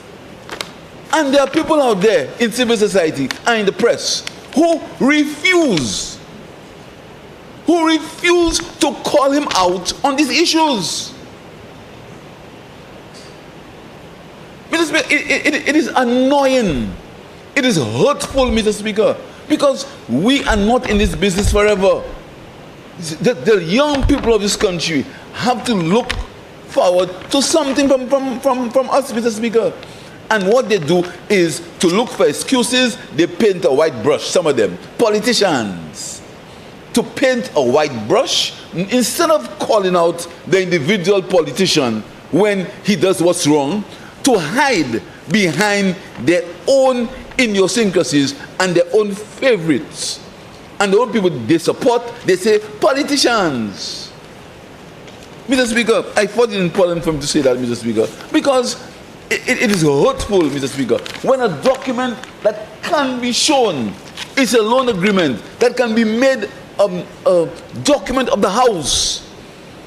You stand up and you say more than I have heard the member from Miku South, more than 6 times get up and say that there was no tender, there was a tender for human airport development and OECC was the developer. When it is clear in the loan agreement that OECC was the contractor.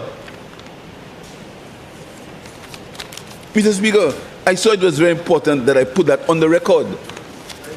I had to put it on the record because there are some people out there who believe that. And what they'll do tonight, they'll attack me. They'll attack me for speaking the truth. Mr. Speaker, sometimes the member from Miku South, he just distorts the facts for no reason. that matter is dead. Everybody knows that OECC got the contract. There's a letter on the record that where there's an instruction to give OECC the contract. That matter is dead. Why continuously revive it, even though you know that in the loan agreement OECC was the contractor? Why do it? And those out there who purport to be purveyors of the truth and who want to take politicians to task and to call truth to power, what they must do, Mr. Speaker, is point out individually. The Prime Minister lied when he said so. The leader of the opposition lied when he said so. Don't have a paintbrush and say, oh, I don't trust politicians. Politicians point to me, Mr. Speaker. Mr. Speaker, I thought it was important that I say so, Mr. Speaker. I thought it was important. Mr. Speaker, I want to thank members in their own way, in the way they supported the Sovereign Wealth Fund, Mr. Speaker. And Mr. Speaker, I just want to reiterate just 3 things, Mr. Speaker. First of all, the Sovereign Wealth Fund is to be used for climate adaptation policy. And there is an entire document on climate adaptation policy. The member for Delminoff has that was tendered in cabinet and is in the public domain, again as my the member from Ansari so brilliantly said, is a document that came after discussion with everybody else, local and foreign. So there's a climate adaptation policy. Go on. Mr. Speaker, the board gives directions. Mr. Speaker, withdraws from the fund as stipulated. It's not like the National Economic Fund. The withdrawals from the fund are for climate adaptation policies. That is clear, Mr. Speaker. Mr. Speaker, the minister, Mr. Speaker, to listen to the member from Microsoft, you would believe that the minister is a name. Like the minister is Philip J. Pierre, or the minister is Stevenson King, or the minister is him, or is Bradley Felix. Mr. Minister is the minister. And anyone who Mr. Speaker, the Constitution is clear. The Minister of Finance must be a representative of the people of St. Lucia. And he can only be, the Minister of Finance can only be elected. So it is clear, Mr. Speaker, the Minister of Finance can only be elected. So when the minister, as if the minister is me. Mr. Speaker, it shows a carelessness, it shows a disregard, it shows a deep-seated resentment for the people of St. Lucia and the people who were chosen by the people of St. Lucia to represent the people of St. Lucia. That's what it shows. A deep resentment, Mr. Speaker. A resentment, even based on almost a hatred. The minister, as if we are not capable and we should not be doing that. That's what it is. Because the minister is not a name. The minister is a function. It's a minister is a person that's put there by the people, and the people are never wrong. And when the people decide, you have to accept what the people decide. Very simple. So, Mr. Speaker, when as if the minister is sort of a bad word, the minister means the minister. But one day, he was the minister too. And who knows? Mr. Speaker, the custodian, again, Mr. Speaker, deliberately misleading the House, Mr. Speaker. The custodian, Mr. Speaker, I'm going to end very shortly. The AG has to leave, Mr. Speaker. Can I?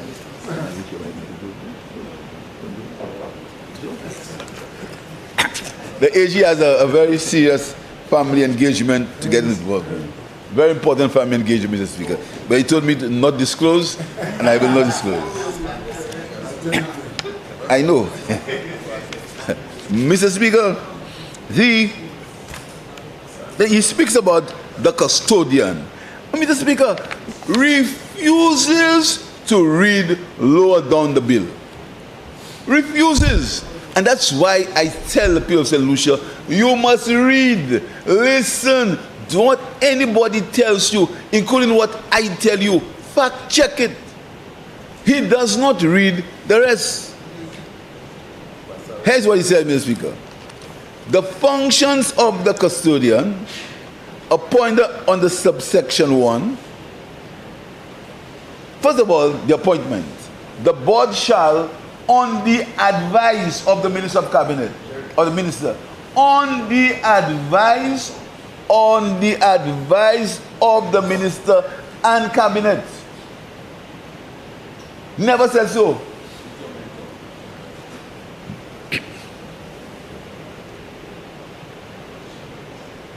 Listen to the functions of the custodian. Mr. Speaker, I just want to dive a little bit. Members of the board, Mr. Speaker, it's possible that we could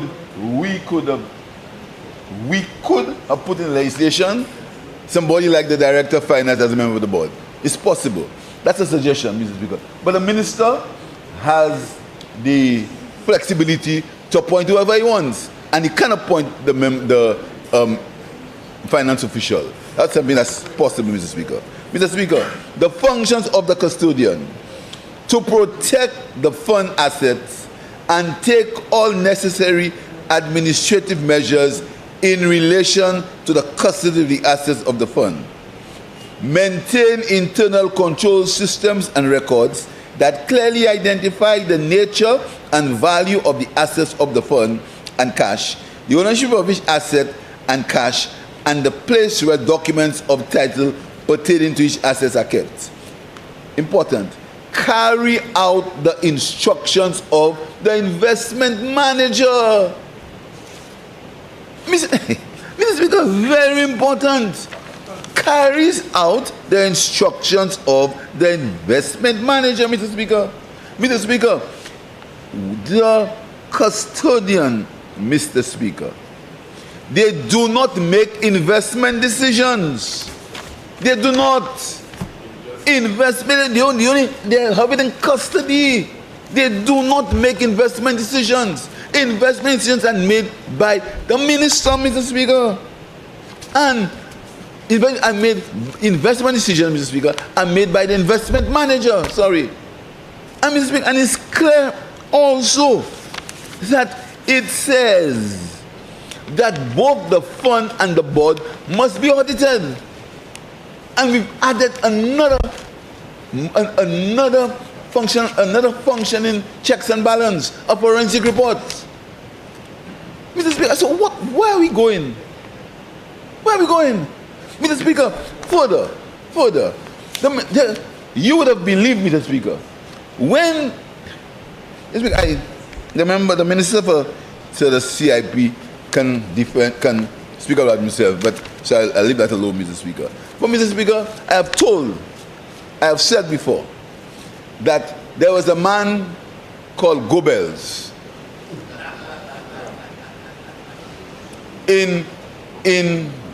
Mr. Speaker, it's always important to know our history. And you think, and history should be a lesson, Mr. Speaker, that's compulsory. And why, Mr. Speaker, I want to pay tribute to Sir Roy Auger, the historians who wrote the book, The Making of the West Indies. That's a book, Mr. Speaker, and I think all students in schools should read that book. All of us in here, we read that book in school, The Making of the West Indies, Mr. Speaker. Because, Mr. Speaker, history is a very important subject. Very, very important. History. Because some of us want us to forget history or see history only in their own eyes. So the member from Microsoft wants us to forget the history of the last 5 years when he was in government. Forget it, that don't exist. I'm brand new and I'm clean. I just came. I was never in government. Just freshly baptized. Thank you, Minister. So, Mr. Speaker, I just want to tell you, Mr. Speaker, that there are adequate checks and balances, Mr. Speaker, for that legislation. And further, the regulations have not been made. And in the regulations, we will stipulate what where we're going to be, Mr. Speaker, and I think in my policy statement, I'm going to announce what is the first investment that we will make in the sovereign wealth fund in the policy debate in April, Mr. Speaker. And that's going to be historic for the people of St. Lucia. Historic. Historic. A statement of confidence, a statement of belief, a statement of conviction, a statement of understanding that our people are as good as people anywhere in the world.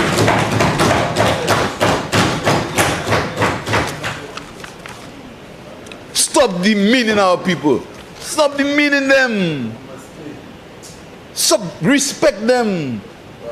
Stop treating them as if they are second-class citizens. That they have wrong choices. That they can't make their choices. Stop attacking our doctors. Stop attacking our nurses. Stop attacking our policemen. Stop attacking us as if we are people who have no history. We are the children of George Charles and John Compton. Stop it. Stop doing that. For your own political reasons, Mr. Speaker. Mr. Speaker, it hurts me. when I see a people who try, who aspire, a few of us, a few people, Mr. Speaker. And what we do, we denigrate crime, crime, crime. As if this country is riddled. Of course, we have a problem. But let's get together and solve it. Let's work on it, Mr. Speaker. Let's stop making the world believe. Mr. Speaker, there was a group of people, and I know, who were posting on social media any attack against tourists. They were making it go viral. They were boosting it, Mr. Speaker, just to destroy the economy, just to destroy St. Lucia because you're not in government. Stop it. Stop it. Mr. Speaker, it's hurtful. It is hurtful because I see the hundreds of conscientious people, teachers who leave home every day and go and teach our students. Policemen who put their life at risk and go and protect our people. Nurses and doctors who work under less than perfect conditions to secure the health of our people. I see hardworking civil servants going to work every day. I see vendors hustling to sell something. I see farmers planting crops to sell. I see the essence of solution in these people. I see young people going to the youth economy, trying to get money to protect their business. I see them. I see hope. I see belief. I see conviction, Mr. Speaker. I don't see denigration. I don't see attacking. I don't see calling people names. That's not what I see, Mr. Speaker. And I see the purpose when they go to the youth economy. And to encourage somebody to destroy the youth economy is an act against the state.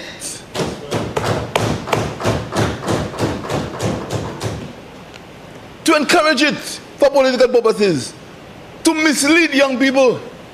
When you say to them, Mr. Speaker, talking about savings, Mr. Speaker. Mr. Speaker, when a young person walks into the youth economy, they hear nothing about politics. Nothing. And to take that thing and to convert it into a political thing for your own personal reasons is almost treasonous. Because you are misleading people, Mr. Speaker. And Mr. Speaker, you have not heard me. I have not spoken at all about certain things. And I will not speak about it. Because I have a responsibility. I have not spoken about it. I have not spoken about the government negotiating team. I have not spoken anything about it. And I will not. No interference. I will not interfere. No matter how they try and push me, try and attack me. Mr. Speaker, when you encourage people, wouldn't say it. Wouldn't say it, Mr. Speaker. I have a greater responsibility, Mr. Speaker. But Mr. Speaker, this situation in this country where every day is a different lie. Try to disrupt correspondent banking. Just because for your... Mr. Speaker, you know what correspondent banking means? You want to disrupt it. Mr. Speaker, remember for sure there's a banker. There are countries in the region where the country had to put US dollars in a plane and bring it to Miami. Because they lost correspondent banking status. They had to put it in a plane and take it to Miami. You want to tell me you want to bring that on this country because you're not in government? Thank you. That can't be right, Mr. Speaker. Like I was in opposition. I've been in this parliament from 1997. I was in opposition from 2006 to 2011. And I was in opposition again from 2016 to 2021. I was in opposition. Opposition is not a place you like to be, particularly if you think God damn leaves a Lucia for you. It's not a place you like to be. Nobody likes to be in opposition. And you try to get into government. But you don't try to get into government by whatever means necessary. You try to get in government by organization. You get in government by discussion. You get in government by stating the facts. You get in government by working. That's how you get in government. So, Mr. Speaker, I thank you, Mr. Speaker. I thank the Attorney General, who was instrumental, Mr. Speaker. Both firstly, for his delivery of the criminal amendment to the criminal code, Mr. Speaker. He did it with the elegance of a trial lawyer. And I'm sure the students that were there had a lesson in delivery, Mr. Speaker. I want to thank the member for Parliament for answering queries.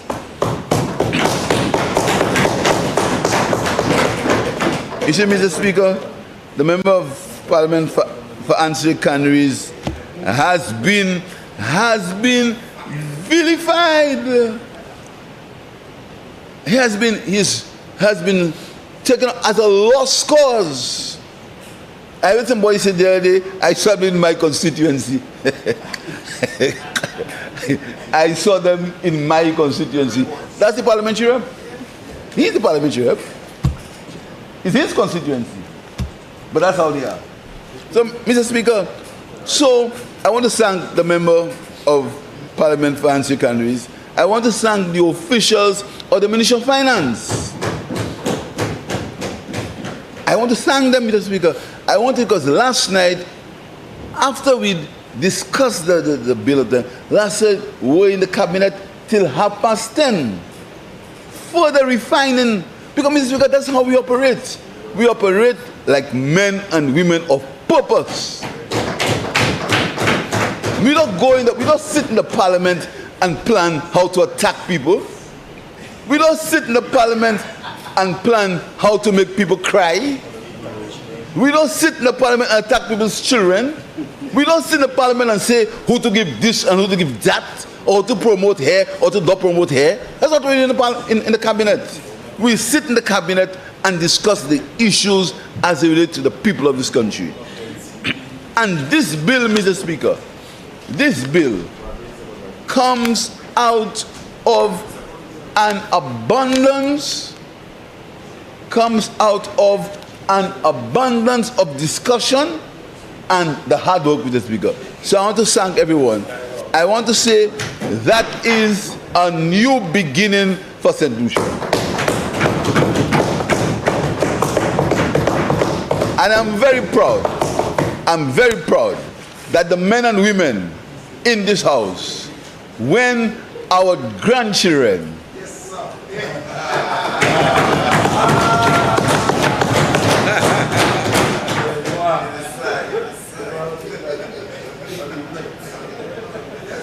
grow, Mr. Speaker, and their children's children, they will see that on this day, the 11th of March, men and women of the St. Lucia Labour Party stood up and decided that we would try to put an end to intergenerational poverty. I thank you, Mr. Speaker.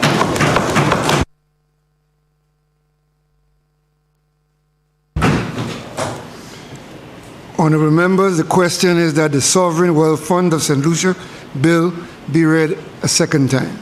I now put the question. As many as of that opinion say aye. Aye. As many as of a contrary opinion say no. I think the ayes have it. The ayes have it. An act to provide for the establishment of the Sovereign Wealth Fund of St. Lucia and for related matters.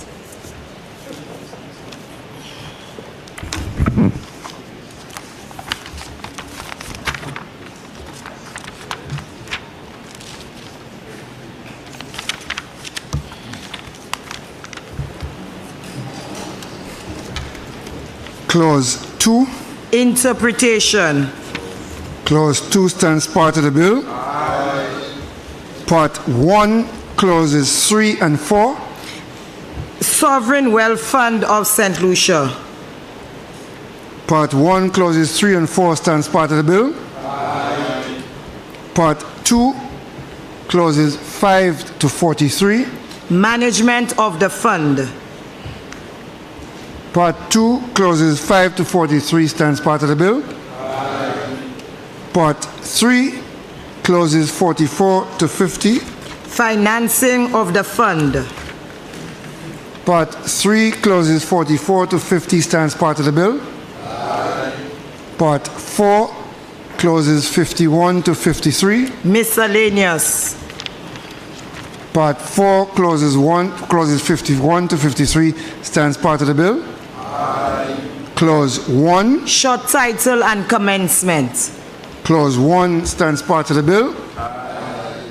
Honourable members, the question is that the committee rises and the bill be reported. I now put the question. As many as of that opinion say aye. As many as of a contrary opinion say no. I think the ayes have it. The ayes have it.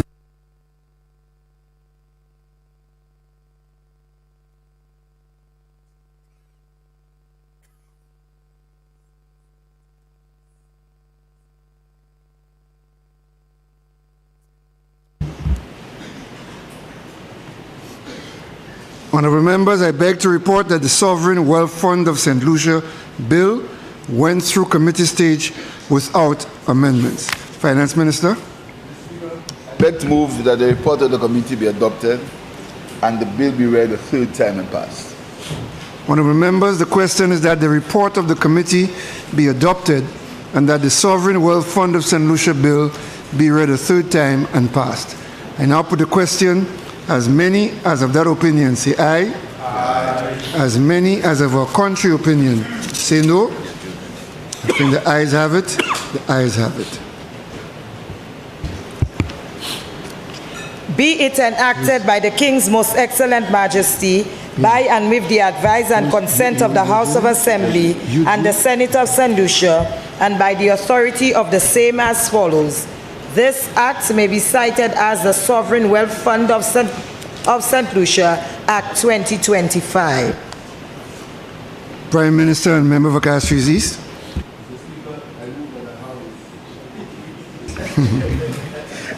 That the House stand adjourned. Members, before I put the question, let me apologize for the late start. But in apologizing for the late start, let me thank the Clerk of Parliament and her staff for the dedicated work put in today.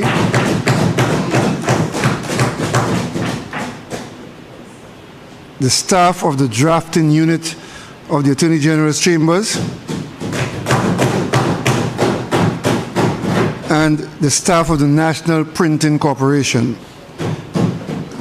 Also, the police officers who stood here today with us, so we want to thank them. We always appreciate them, so thank you very much. Honourable members, the question is that this House do stand adjourned sine die. I now put the question. As many as of that opinion say aye. As many as of a contrary opinion say no. I think the ayes have it. The ayes have it. Sitting adjourned. All rise.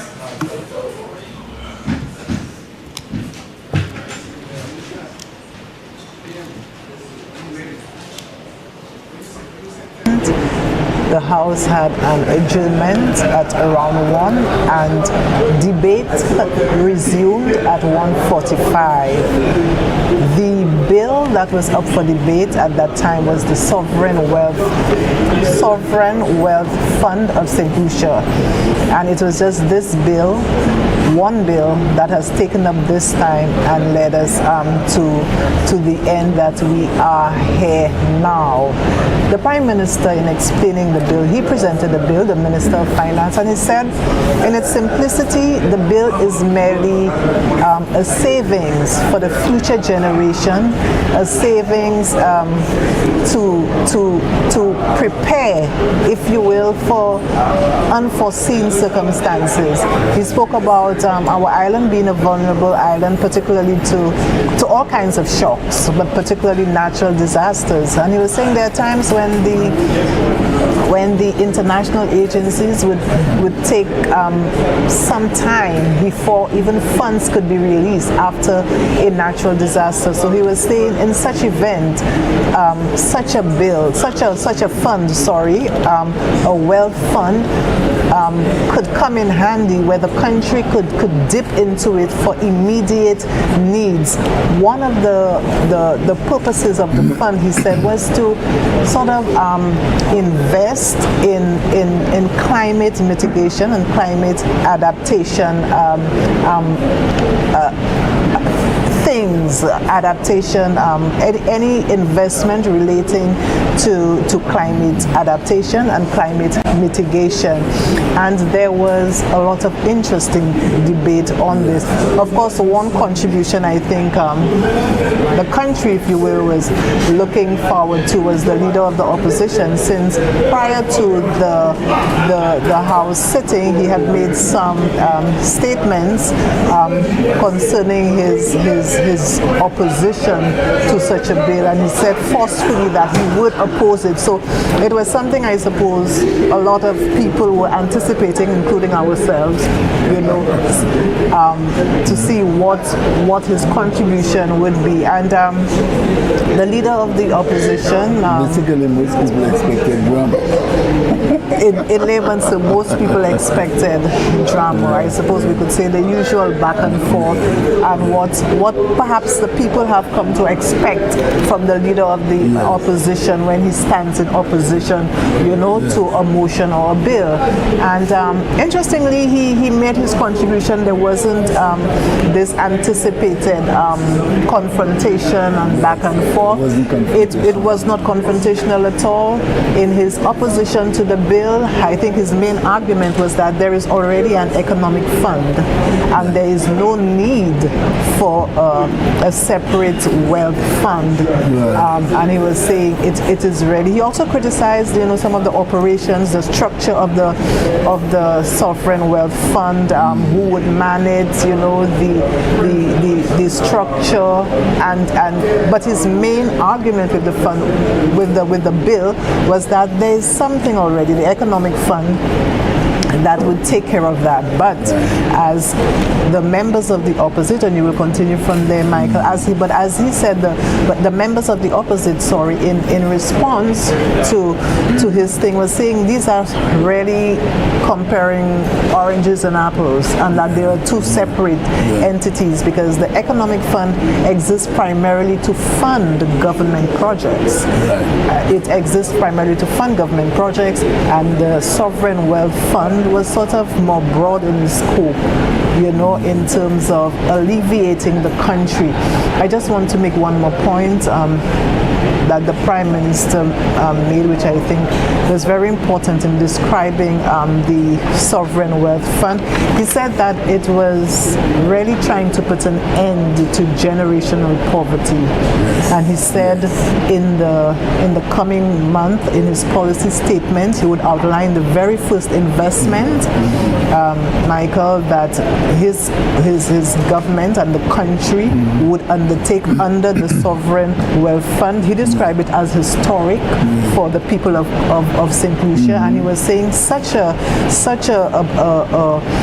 bill for St. Lucia really places the country in company with other nations, including the United States, Norway, England, and other such countries that have established such a fund. Avec Virgile, Saudi là, il veut ou bien dit exactement manière passée. Mais ça pour moi, ça qui est important, c'est contribution moun qu'on même parlement pour souffrir, qui plaidait, qui a dit qui moun particulièrement chef face à l'opposition, t'es supposé qu'on prenne valeur en bill comme ça pour pour passer en cahier conseil.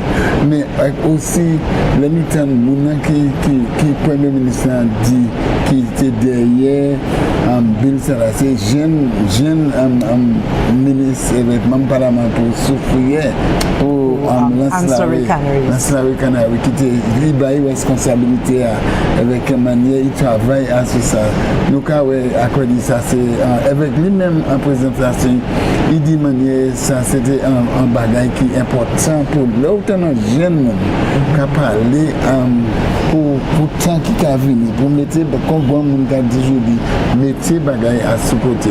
Et comment tu as d'autres dire moi changé Premier ministre Dominique qui était toujours à dire manière Dominique était souffert mauvais par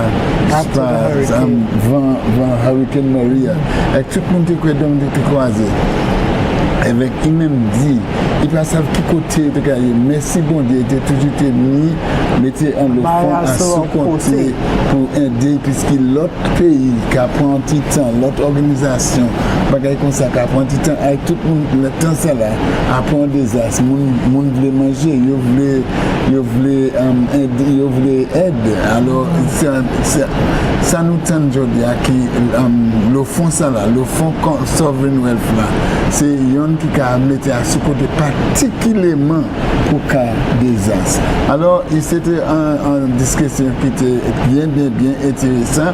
Et comme vous dites, il pas tenu pièce aujourd'hui. mais c'était une occasion qui était assez spéciale et que nous étions bien contents de la manière passée.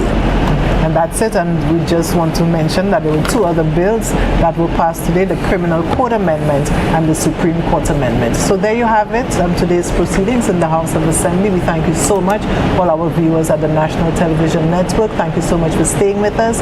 On behalf of all of our colleagues, the technicians, Mr. Michael Gaspar, my name is Virgil Leonti. Do have a good evening.